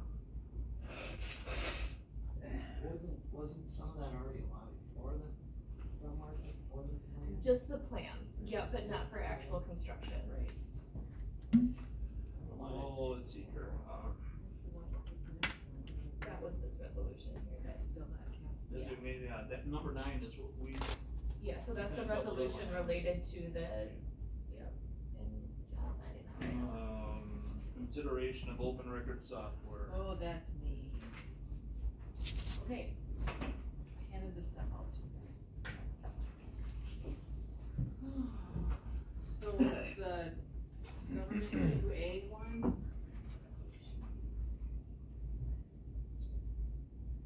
So, he gave you a presentation last time and now he has a quote, cause you guys asked the sheriff's department to be taken off of there. We've done that. So, Take them off? yeah, cause they have their own, correct, Phil? Or do I have my own? You guys have your own open record stuff for your, We handle all of our own open records requests, yes. and they have a software already to redact through their department, they just handle it themselves. So there's no benefit for them to go and come out with this? No. Cause I thought we got so many taps with it. Oh, never signed it. I mean, It's another 13,000 they have on there. It's not Well, worth I it. thought it included 2 taps or something. No. Not that, you know, just some of that. So, year one would be 10,000, year two would be 10,700, and year three would be 11,449. Haha. I don't know, seems like a lot of money to me. Well, would you like me to go get all the books and show you how much I bill? Well, I know. Because. I guess you know, not knowing, I wonder, you know, what is it gonna take for you to, you know, centralize all this stuff for? It's taken more time for me right now to centralize it and to keep, I've got 2 books this full from last year. And one of them, like I said, was 80 just from one person. And so when you get the district attorney calling down on me and Rich, because according to them, we're not doing our job, which we did, and I had all the records, but this would show, I could let them into the records and they could see exactly what's going on. So it would grab all the emails, it would show exactly what we charged and why we're charging it. It would let them have a module to get in there to see the answers. So like every department could get in there and take care of whatever's being asked of them. Right now it's email, and then I have to put a little check by it to make sure I'm answering it in a timely fashion, because if I'm not, I'm in trouble. And I have 4 elections coming up, and it's pretty tough at times. One open records request alone cost this county $330, and they charged $52.50 for it. One. This will take care of all this. So the redaction right now on 300 pages is like this. This is what we're doing. Where is the, cost coming from, when you say $350 that it costs the county? Okay, so if you get, emails that are from January to June, and Bugs, I gotta go to Bugs. So I'm like, okay, Bugs, I need these emails. So then it takes his time. So he gives me the emails. You know, sometimes he says, well, less than an hour, but it takes time, right? So then when we get them, then we have to print them off. Let's say who it's going to. Let's say it's, Health and Human Services, where this last one went to, is Jeremy Jacobs. There was 280 some pages there that he had to go through and redact. That took him 3.5 hours at his cost. So then it also took, there was another person that was involved, there was 2 people up in Health and Human Services, social worker. Okay, so then we gotta do that and go through and redact everything, right? So now I have to get it back, and then, so by the time we take all those wages and we put it in there, plus the printing, that's what I got. So then I went back and charged can't charge for redacting, I can only charge for the printing. There it is.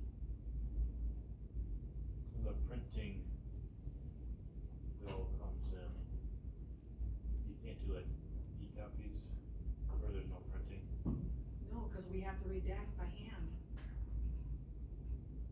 Can you redact on a, like when I go on PDF or Word document? It can be lifted by somebody with that software.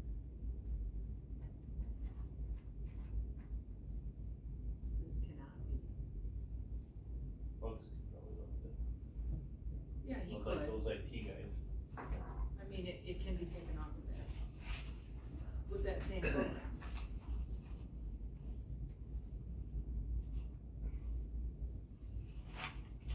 Now, before you were talking, with this program, we got it, you'd be able to have open record requests online, so then if I was like, as a county board supervisor, maybe wanted to keep tabs on what kind of open requests were coming in, and I was like, oh, somebody asked about this, and then I started asking about it, so. It's on there. There may be an advantage as far as, kind of category. I mean, I could come to you every day and say, hey, if there's any open records requests on that, and then you could share them with me.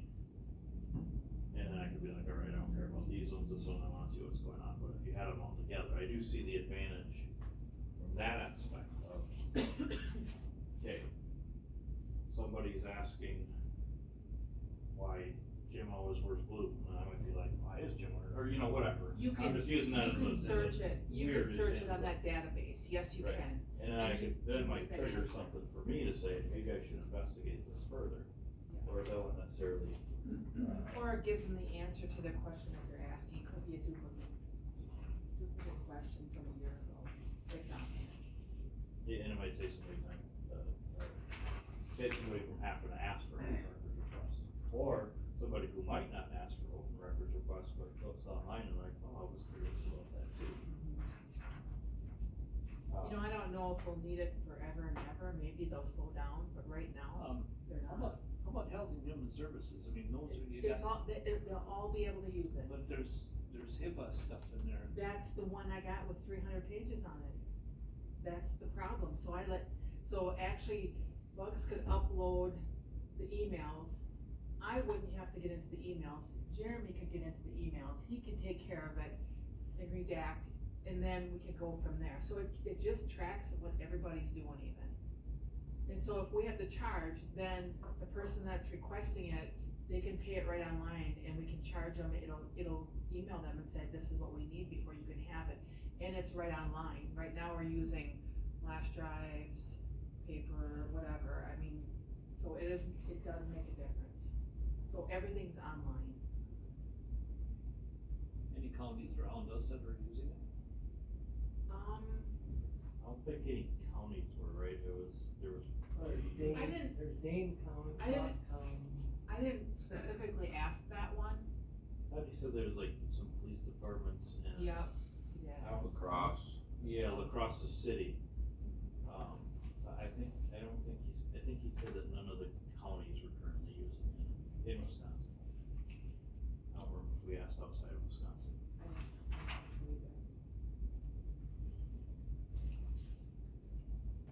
But they're sending a lot of people, like, Krista told me this morning that a couple of you guys are going just to a seminar on open records. 3 of us are, yeah, myself, Ann and Krista. We try to go at least every other year because laws change. Krista got one today that was, I don't know how many attachments she sent, probably 7. So I could upload that to that as well, it's done, then I have it. So Krista does send her stuff my way, just so I could keep track of, I mean, it's gotta go into the file. What kind of time frame is this actually saving? Well, we wouldn't physically have to print and redact, so I think, we would have to look it over. I mean, I would think that you'd wanna look over 250 pages. So if you're redacting something like your name, and make sure your name's not showing up anywhere, but that, it should cue it and take care of it. If it's a health and human service thing, it could, you know, put on there that it's child related, it's confidential, and it'll put confidential right on there, that's why it's redacting that page. So, for that specific thing. Right now, we have a pretty big one again, that we could be using this on. So how many hours a week do you spend on public open records requests? Hours. Well, Probably varies by the week. I think this last week I've gotten 7 or 8 in 1 week. But this is probably a higher than normal week, or would you consider that average? Average, you think you do about 7, 8 a week? Average probably 5 or 6 a week, 5 to 6. depends. But it's the time frame though, and looking all that. Depends how big they are.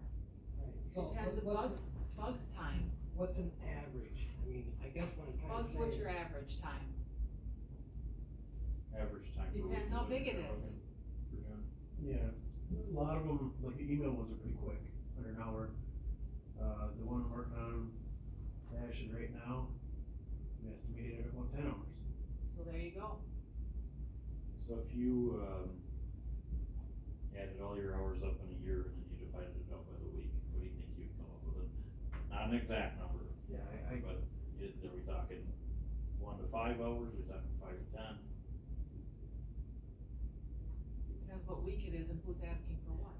There's average. It varies so much that, I mean, I can go back and show you the log of everyone I've done for the last year, and what I've got so far this year. Yeah, at the end of 2022, we started picking up, 2023 was busy, and 2024 is much busier. And the bigger ones, I mean, you know, especially when it's law firms and stuff like that are asking, they generically start with such a wide request, you know, that you almost have to spend more time going back and say, okay, that's unrealistic, that's unrealistic, that's unrealistic, you know, narrow these down. But when they throw out the net, you know, they just throw it out there to see what they can start with. So you spend some time just doing that too. Yeah. But, Just going back and forth, and they'll keep track of that. They'll keep track of that, emailing back and forth, getting them to narrow it down so that we can get. And now, the software would, host those requests online if we wanted, or it was available, so anybody could look up their open records request. It would still keep the identities of the person making the request confidential though, right? Yes, they can.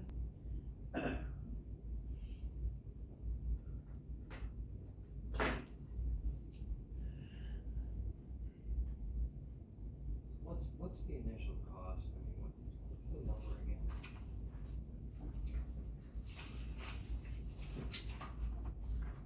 And I think,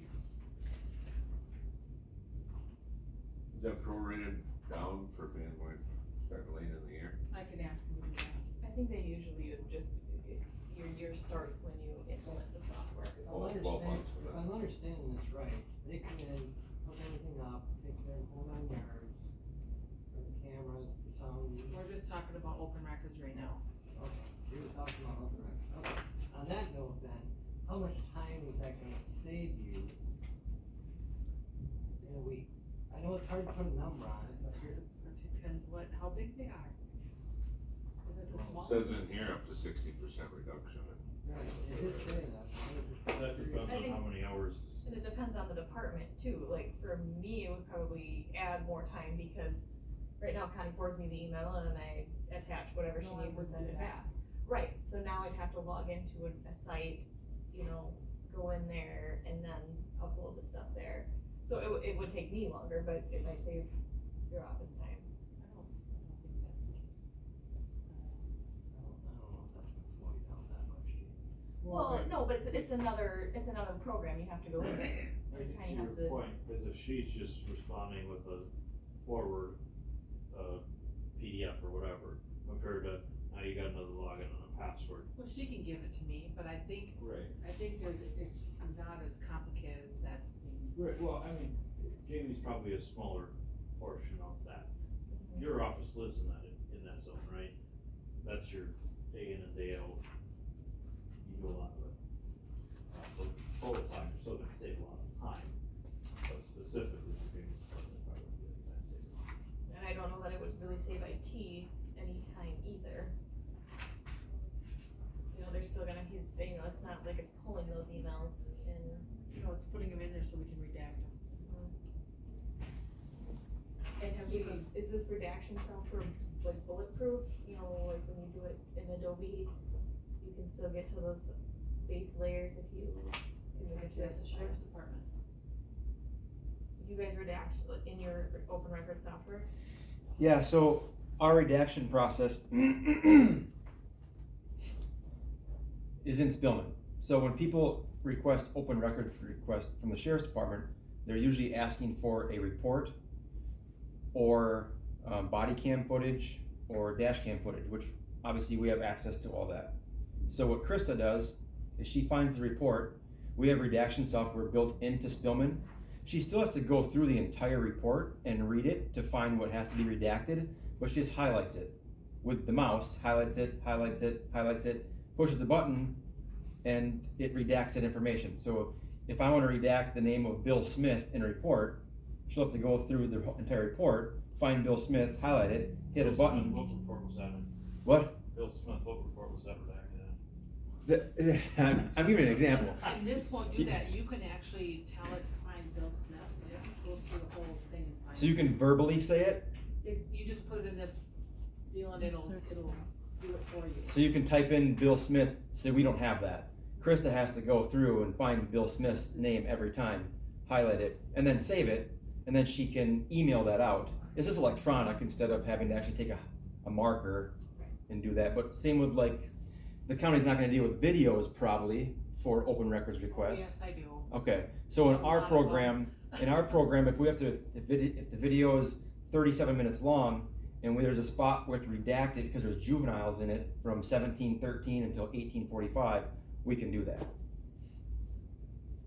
But, I mean, we don't have that capability of what you're saying, so really the redaction software we have doesn't really save Krista time. It's just 2024 and it's all electronic. Instead of printing out paperwork and taking a Sharpie. Where's your software cost for the redaction software? It was all built in with our Spillman contract with our RMS system, dash cams and body cams. So this doesn't keep track of the open records, it just. Right. It's not a database. This is more of like a database for that, but. Well, my biggest selling point on that is the online database that anybody can get to. Like I said, for me, if one of my constituents was making an open records request and I lived down there, I'm like, well, I wonder why, it might start me down a trail of trying to figure something out too, to be honest. I like the idea of it. What's your pleasure? I think, we have to be in a board school, right? Where would the money come from? It's not budgeted for, For. so, right. Maybe ARPA funds if I could. If not. But can you do ARPA for not going, does that mean not It would going? just have to be for 1 year or, They said the first 2 years I could because it is ARPA approved. Okay.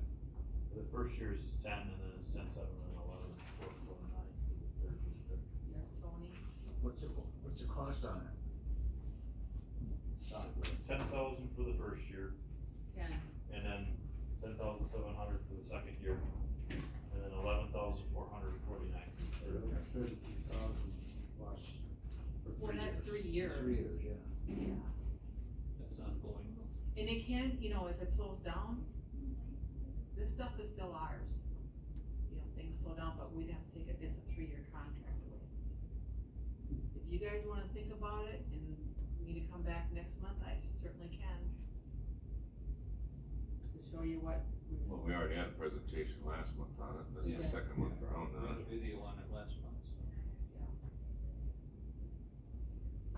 Personally, I think it's the way of the world, open records request, it's obvious.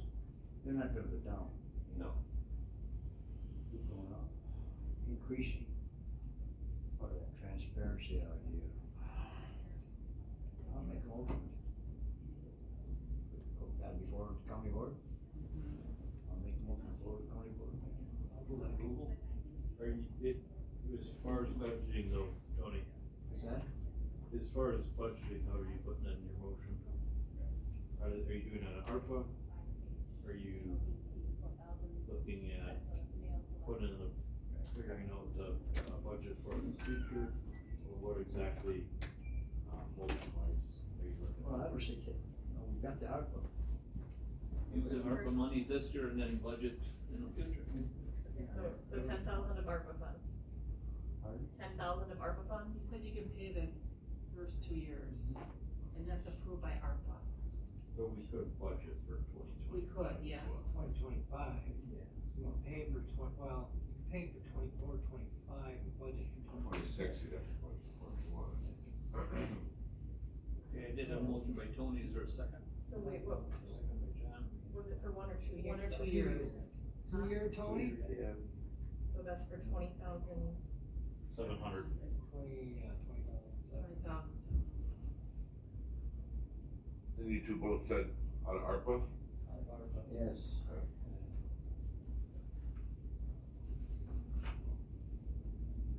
Okay, any other discussion on that issue? Not all those in favor signify by saying aye. Aye. Those opposed say no. carries, so we'll take that to the board.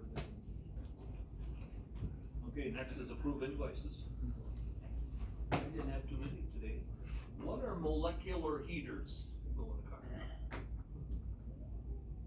A bunch of them from Amazon. Oh, you know what, that was probably for the Lee app, was it a 250 GL account? I don't know. Let me just look it up here quick. A lot of them from Amazon. Cause we do buy heaters and then they use that for the heating assistance program, they give those out to the, for the heating assistance, so I wonder if it's. Let's see.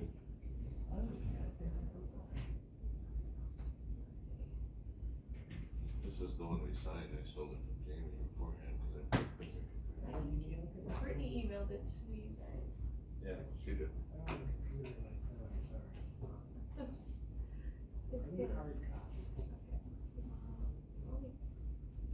I'll let you look at this one in another 20 minutes when I'm done with it. Oh, no, these were for the vehicles. These were purchased for the fleet vehicles. Space heater for car. I don't know anything about that. How much are they? They were like To Amazon, we bought. $13 a piece, but they bought from it. There must be about 10 of them that we bought. They're molecular heaters for cars. I just wonder what they do. Must be some type of infrared deal or something. You see what I'm talking about, Jamie? Yeah. I'm gonna try to pull it up on Amazon. Here's the invoice.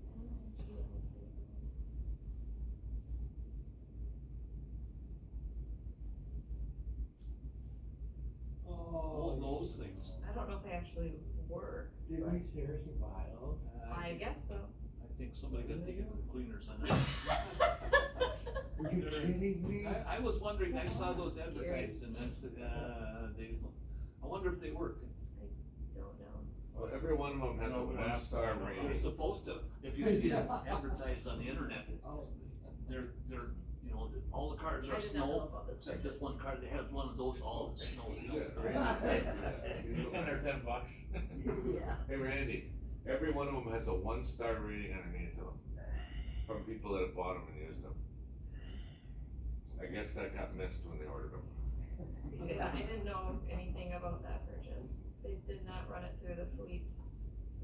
So next time it snows, go out and check the car to see if the snow's melted off. That's what they're supposed to do. Yeah. Well, it wasn't a big expense anyway. That's not the snow off of them. Well, it does a whole house. That's what it's supposed to You know do? that we bought molecular heaters for all the county cars? We did. Yeah. Ashley probably Ashley. bought them. Yeah. Hey, if they work, but it doesn't look like they work, but I was Use some questioning people the that bought 'em. molecular heaters. What is a molecular heater? That right there. Does the heat not work in the vehicle? What's the point of those? No, Randy was saying that the advertisement, the old cars. Yeah, free of if snow. they're advertised on the internet, and if you see a parking lot with all the cars are snow, you know, covered up. Except if you have one of those in there, all the snow is melted off the car. No. Oh my I God. forgot to tell you, they had a torpedo heater underneath it. Jim pointed out they'll have one Solar. solar fuse. it's solar aromatherapy. That's what it says. Yeah.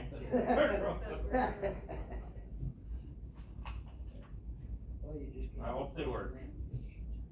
Yeah. Well, maybe they'll work. All it is an air freshener. No, it isn't. That's what it says here. It says this is a kinetic heater, when in all reality, all it is an air freshener. It even says air freshener on the box that it comes in. Scent is terrible as well. Somebody really did. like The that only thing product. it heated up was my temper. Didn't even come with a fragrance pad. Another one, garbage, false advertising. Wow, I've looked at a lot of things on Amazon, I've never seen that many 1-star ratings in a row of something. Is there any Like I said, five-stars? Can you go there through wasn't a it? big amount of money Rating? involved in it, This so. is like all of the reviews, no, 100% of them is 1 star. You're starting with top reviews, so. Well, but this is all of the, this is all of All them, 1 star. so they're all 1 star. Not good odds. It must have come from me.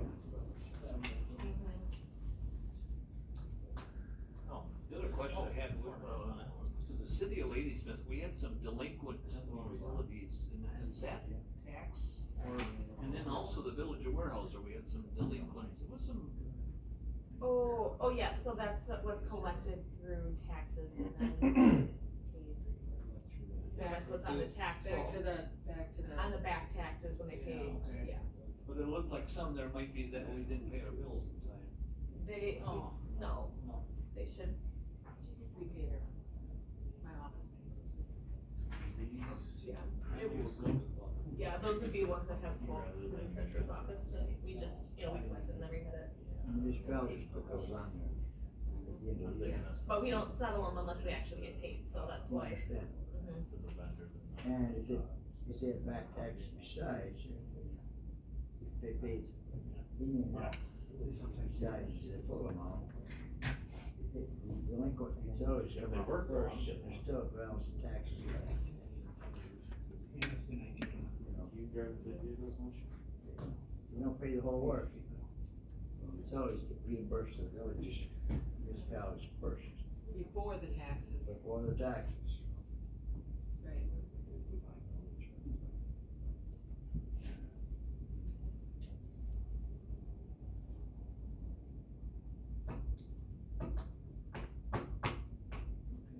That's all the questions I had, so. I'm glad I asked about the molecular heat. I have two already. Well, I didn't see anything I had questions on, I just got done go through them all, on my phone. Kinda hard to read that fine print, but it works. You don't make laptops, Tony. Huh? They make laptops. These are much easier to carry. Oh, it's easier to carry. That's true. But if it's snowing like you mentioned half an hour, nothing's.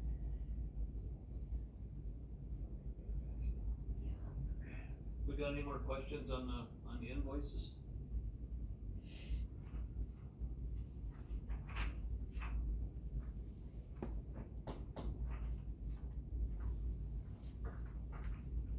There are a couple in here, but they're just for Cares for the Fair scholarships, and they're grateful. And Jim's got the big packet there. Couple pages here.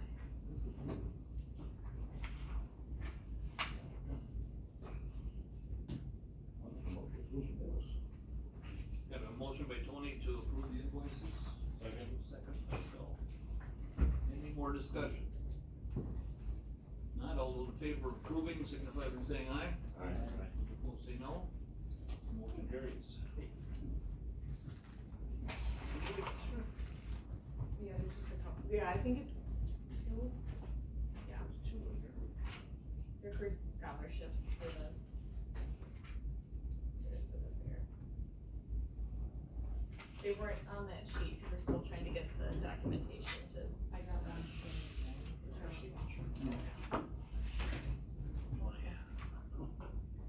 Did you get these? Any out of county travel? No, I just got- handed it I to got me, so I one. thought, well, I'll let you have it. March 4th through 6th, County Constitutional Officer Convention in Madison. It's what?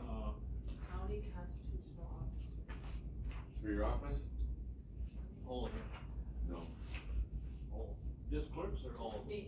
All clerks, treasurers, but I'm just putting in for mine. Treasurer can go, register deed. Sheriff's Department, I don't think is involved in there. So. Okay, we need a motion to approve Connie's out of county travel then. I'll make the motion. Just two? By Phil. Yeah. Second? Second by John. Any other discussion? Not all those in favor signify by saying aye. Aye. All opposed say no. And motion carries. You're free to go. Thank you. No, that means I have to call. Can you sign my, Not till the meeting's over. get out of jail, get out of jail?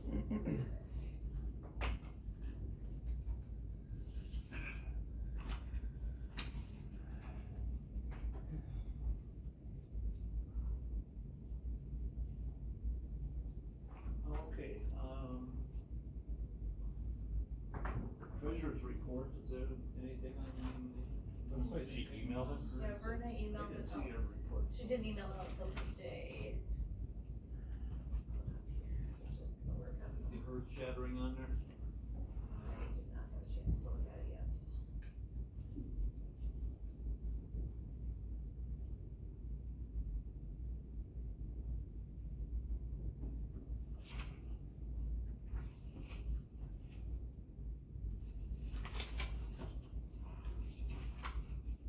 She is going to move this, combine the wind down funds into the general pool now that we no longer have restrictions on that.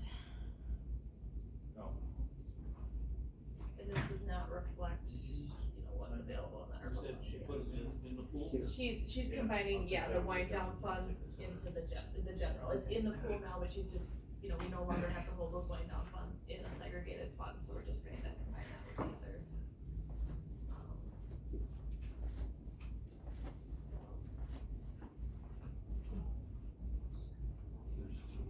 And then what's left from that is gonna stay in a separate account, For wind down? yeah, what's, No, there's no restrictions on it so anymore. it's just, okay, here's the put it general.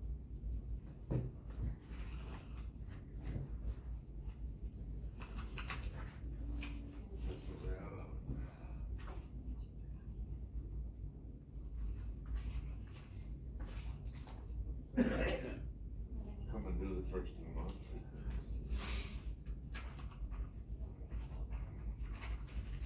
Should be looking Pretty at, nice one.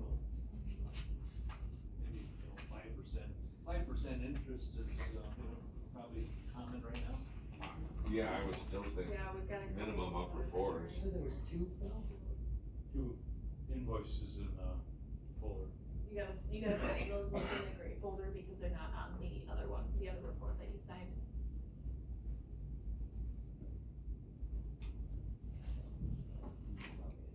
Okay, anybody, any questions on Verna's report? Now we'll move on to administrative coordinator's report. Do you have anything, Ashley? Okay, my only updates from the personnel committee, Jeremy and Carla should have talked about with wage increases. Joint management, Michaels is interested in a short-term lease at the 501 Dowdy building. I've been in contact with the city and haven't heard back, so I'm guessing we'll take it up at the next joint management meeting. Michaels is the one that was gonna look at the clinic and they backed out? Yep, they are not in the clinic. They brought trailers in and ran power to the trailers, and then they're renting office space from a local chiropractor. They say why they backed out of the clinic. Government red tape. That took so long, right? That's because we sent the contract back in December with the revision on the amount of rent. They offered 2,500 and the committee approved 3,000. So it had to go back to them. And they said, well, it took so long, so they backed out.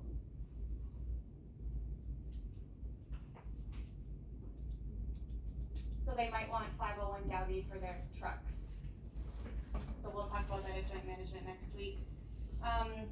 On the jail, Samuels and Venture came back, priced out 2 options on the east side of the building. The first was for 34.5 million and the second was for 37.5 million. And they were directed by the committee to price out building on the south side here across the street with a reduced bed count. Across the street, or, I mean, when Wold was here, they were talking about. No, across Minor. Going up to we're the- talking about that. Yeah, I know across, but originally we were looking at going up to the sidewalk.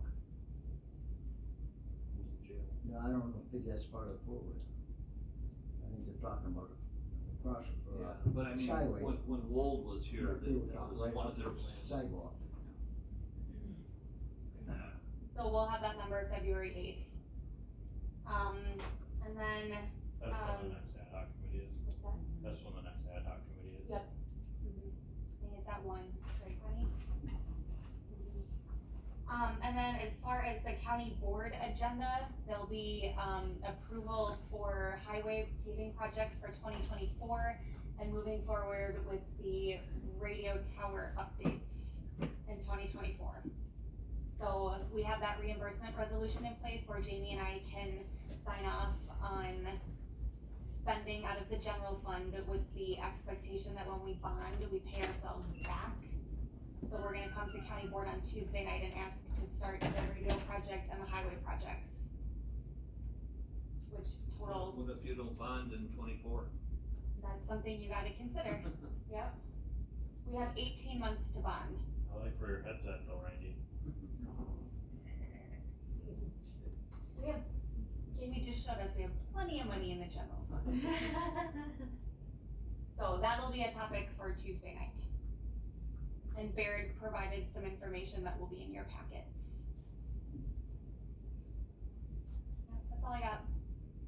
Okay, clinic update, so is there nobody renting then now? Nope.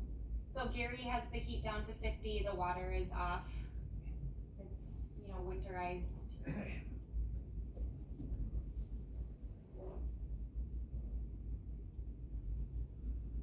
Nobody else interested in renting it at this time, huh? No serious inquiries. Okay, anything from you, Connie? We got 3 marriage license for this year already. Well, people are still getting married. Yes. February 20th, we're getting ready for primary in District 9, ordering supplies for. Sorry. It'll be that guy across. Primary just at, Just in District 9. county supervisor, yeah, cause there's no judges or anything. So there's 19 voters in the city of Ladysmith.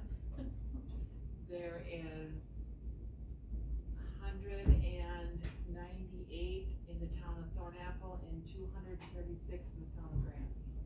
Those are the 3 municipalities that have to hold their full staff there, even though they got 19, you know what it is? I tried to do other things, but it just didn't happen, so I can't put it together.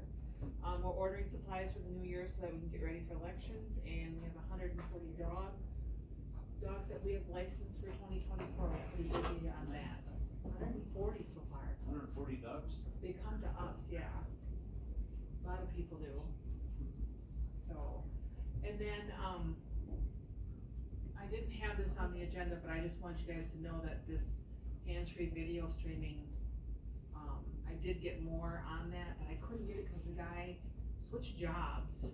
So, I kept trying to get a hold of him, but this is to have them take care of the, yeah. So if you wanna look at that, we can, at some point. Sound is. It's The whole the thing, sound, they- it's everything. They would take care of basically running the meeting. It'd basically take care of the teleconferencing at the meetings and for Yes. the 15 committees. Yes, up to 15. Or 15 total, Yes. yes, counting on work. Has Sound Logic ever been back here to fix this shit? I mean, this sound system is horseshit. Is that who did the work? Is that who did the work? Yes. This system was bought on grant funds. It was, during COVID. So, and I've asked about it, with the command central stuff that you guys use for voting, we can put speakers there and stuff, and I've asked, I can't get any. So, From Command Central, you can't get help? no, not command central, they're very good. So these people, if they ever had problems, they would take care of it? Yes, they take care of all this. See, cause you're talking built-in speakers, so I could speak into that would, So once you cue to speak. Yep. It cues your microphone. that'd be good. Gotta get help. We used to have, I don't know if you guys remember, we had microphones here, and they worked. I don't remember, but. You have to push the button and it And roll worked. it down, whatever. They took them out and now we got. I'm not in charge of that.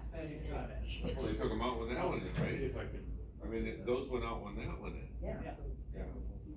cause that was theoretically supposed to pick up What? just from around the room and then broadcast it out. That may have worked if there'd have been more than one around the room. You know, maybe one over here, one over there, one up there type thing. The problem is that Randy can't hear Right. back there, or Jonathan can't hear up here. Are these speakers Well, here Jonathan working speaks off of soft, that? and I can't hear him up there either. No, I Sometimes I can't feel either. his a little deeper voice and I can pick up most of everything he says. But I talk soft too, so I was told the same thing, that I can't hear Jonathan. back there, he's tough. So what are you saying when you're saying Jonathan's soft-spoken and I'm not? What are you trying to say here, John? Just say it. You two boys got two different voices. So Bugs, how is this set up? Can you be a little more specific? Well, you missed how Randy described it, so you'll have to watch YouTube. How's this set up? Because I mean, guys are having a hard time hearing in here, so what do we need to do to make this better? So that's why I talked to Bugs about Command Central. You know, if you get somebody on video, that voice booms in here like, you know, you gotta turn it down. Yeah.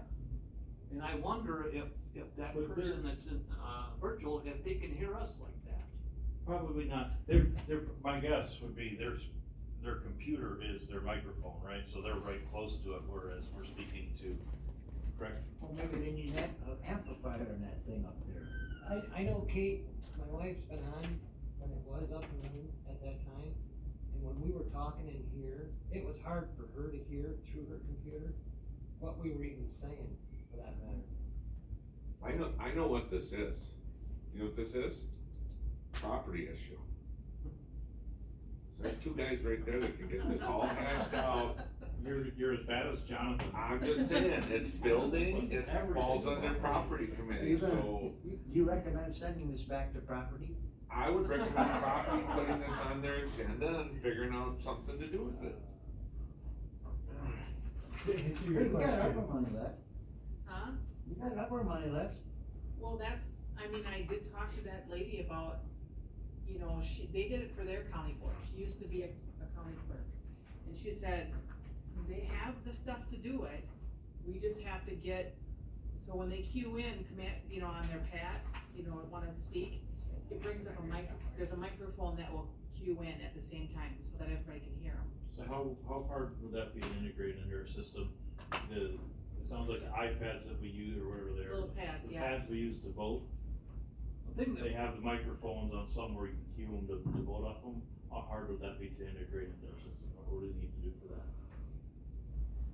I have to reach out to audio architects, to do it, because right now what that is that's multiple, you know, you're seeing the 4 lights there, there's multiple microphones up there, and ideally what it's supposed to do, and the same thing with the camera as well, is whoever's speaking, if you're speaking for about 3 seconds or longer, the camera's supposed to go to you, and then the microphone pointing towards you is also supposed to be the one that's active, or the master one. And then the other ones fade in the background. The same thing too is when, let's say then Randy starts saying something, the one towards him would go, mine would quiet down. You know, ideally that's how it's supposed to work. And I can tell you that when we did have Blue Jeans, a lot of the times, like when you guys take breaks or anything like that, you would hear like Ashley and Rich very clearly, you know, because they were the only ones talking at that time. So it automatically goes right to them. Just so you know. Yeah, just so you know. You know, and so it does what it's supposed to do, but it doesn't seem like it's probably. Maybe not responsive, maybe not responsive enough, like the delay time is taking too long, maybe? Like the 3 seconds is too much that it's. Yeah, you know, I could see that, but, you know, I wonder if we wouldn't be better with, you know, you guys were talking about the, you know, the microphones, and I know it was before you were here, but each one of these actually had a microphone sticking up, is what it was doing. And that's what that would do. Yeah, and so, I mean, if you guys want to do like a physical microphone or something like that, that's a possibility versus if you guys want to use like your laptops as your microphone or the tablets or whatever else you guys are looking to do. They're all options. But Is there a way to do it right through the laptop? Then everybody just have to bring theirs. I mean, you could have a couple backups here if somebody forgot their laptop. There's gonna be people that will not Well, bring their laptops. it would be through those little pads. The pads The we pads vote that are on, here already for voting. the ones over here. So that would work possibly for sound also. It would, but you just have to remember that, okay, it is a little, you know, tablet that. Can you put the sound back through the pads, and if someone has trouble hearing, could they plug in headphones to that pad? I think so, yeah. I mean, I'm just Yeah, spitballing. That makes sense. I know we had talked to them, audio architect about doing, it's an infrared system, and it's what the court uses right now. So if somebody has a hard time hearing, and let's say they're sitting in the court somewhere like that, if you look above the judge, there's a little infrared pad there, and that's hooked into their audio system.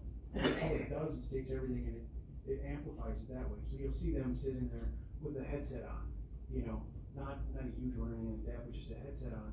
And that way it's all enhanced volume for them, so they can hear everything that's going on. And then with it being infrared, it doesn't reach outside of the courtroom.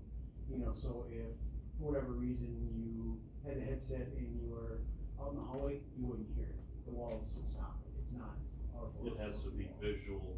Yeah, from yeah, the. you have to, yeah. I thought those are like the headsets were like $3,600 a piece. I don't know. I thought Neil said that's what they were, cause I think he looked into it. I don't.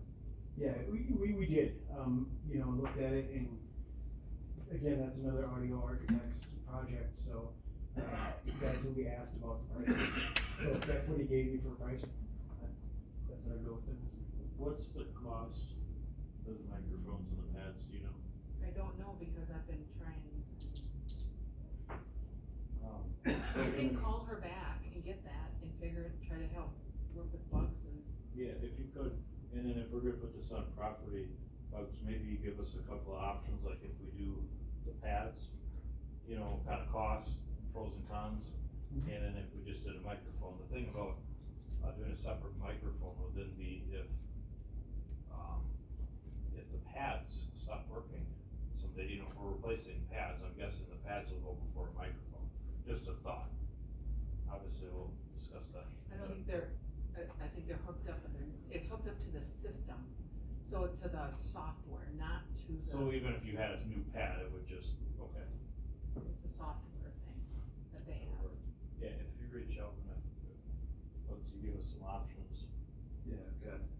So you wanna know about using straight up pads and then versus using Yeah. separate microphones? Yeah, or any other idea you got, I mean, we're open, we just want, something better, so. So, did you guys like, those of you who were here for the microphones before, did you guys like that kind of idea? You know, there's a microphone here? Didn't bother me, I didn't mind it. Okay. It got so that nobody used them. Yeah. When we were in the old setup, when we sat back here, we used them. Because, if I remember, well, back then, you can remember, Tony, I can't hear you. Right. And so, yeah, so we encouraged our board members to use the microphones, and they did. But after they got out here, then that kind of fell away. It'd be nice to be able to, I don't know what the cost would be, but it'd be nice to be able to get rid of that part of it and just have them positioned throughout the room so that Instead of we all can get condensed. away from this out, you know what I mean, out front. Because then you don't have to ask anyone, you know, to use the microphone or turn on their microphone or, I don't know. Isn't that what this company here does? Yeah. Sets all that up, so it's. That's what they do. Oh, you mean this company? This company does the videotaping and stuff, and they take care of the cameras, and they take care of all that. But they do the sound and everything, correct? Yes. By them positioning their stuff throughout the room. Probably gotta remember, what are you gonna do with the small cameras? We don't use it that often. Sheriff Wallace does not want us using that conference room. Okay. Just have to have them all in here. In there, you're close enough where you can hear. Yeah. Except for, you know, your job. We kind of been told that.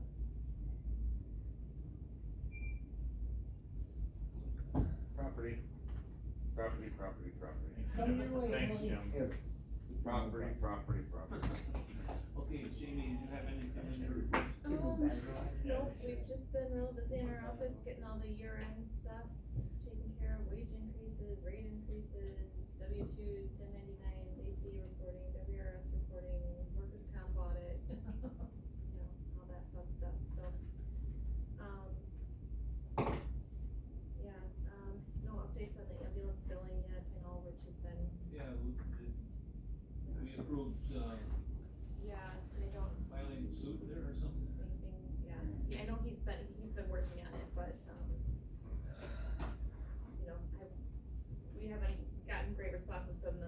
so I imagine that it's going to be a long process. Okay, anything, want to change anything in meetings, is it same time, same place? Okay. Is that Time, next? February 15th. I will be gone. I'm going to conference for the forestry group. We're county board's gonna be the 27th that month, so we could do I said I won't be here for that one. I mean, you guys can have, without me, it doesn't matter, but. We're the 22nd work if we pushed it back a week. Wait a minute, are you gonna have my schedule? Yeah, if it messes up somebody else's schedule, this is my fault for. I swear I quit following the agenda articles, I didn't realize that things were not. Well, it's February 22nd. Everybody already got it on the 22nd, apparently. So we can work with your I schedule then, changed John? my head and didn't let the rest of you know. So the 22nd, is that okay? John here so fast, he's one step ahead of us. Somebody looked at that. I'm fine with 22nd. Okay, Yeah. Fine with me. okay, we'll change the date to February 22nd. Or Tuesday, 3 p.m. Thursday. Is there anything else? If there's nothing further, we will stand adjourned. Excellent choice. The sound was better than usual. I don't think I even brought it up as a complaint or anything. When they don't have the mic, and then like those huge bands start going. Yeah. When there's 4 different side conversations going on.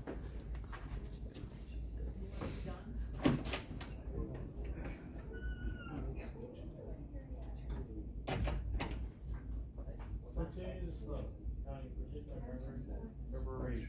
Well, she just. Well, maybe we'll see what this is. You can come stay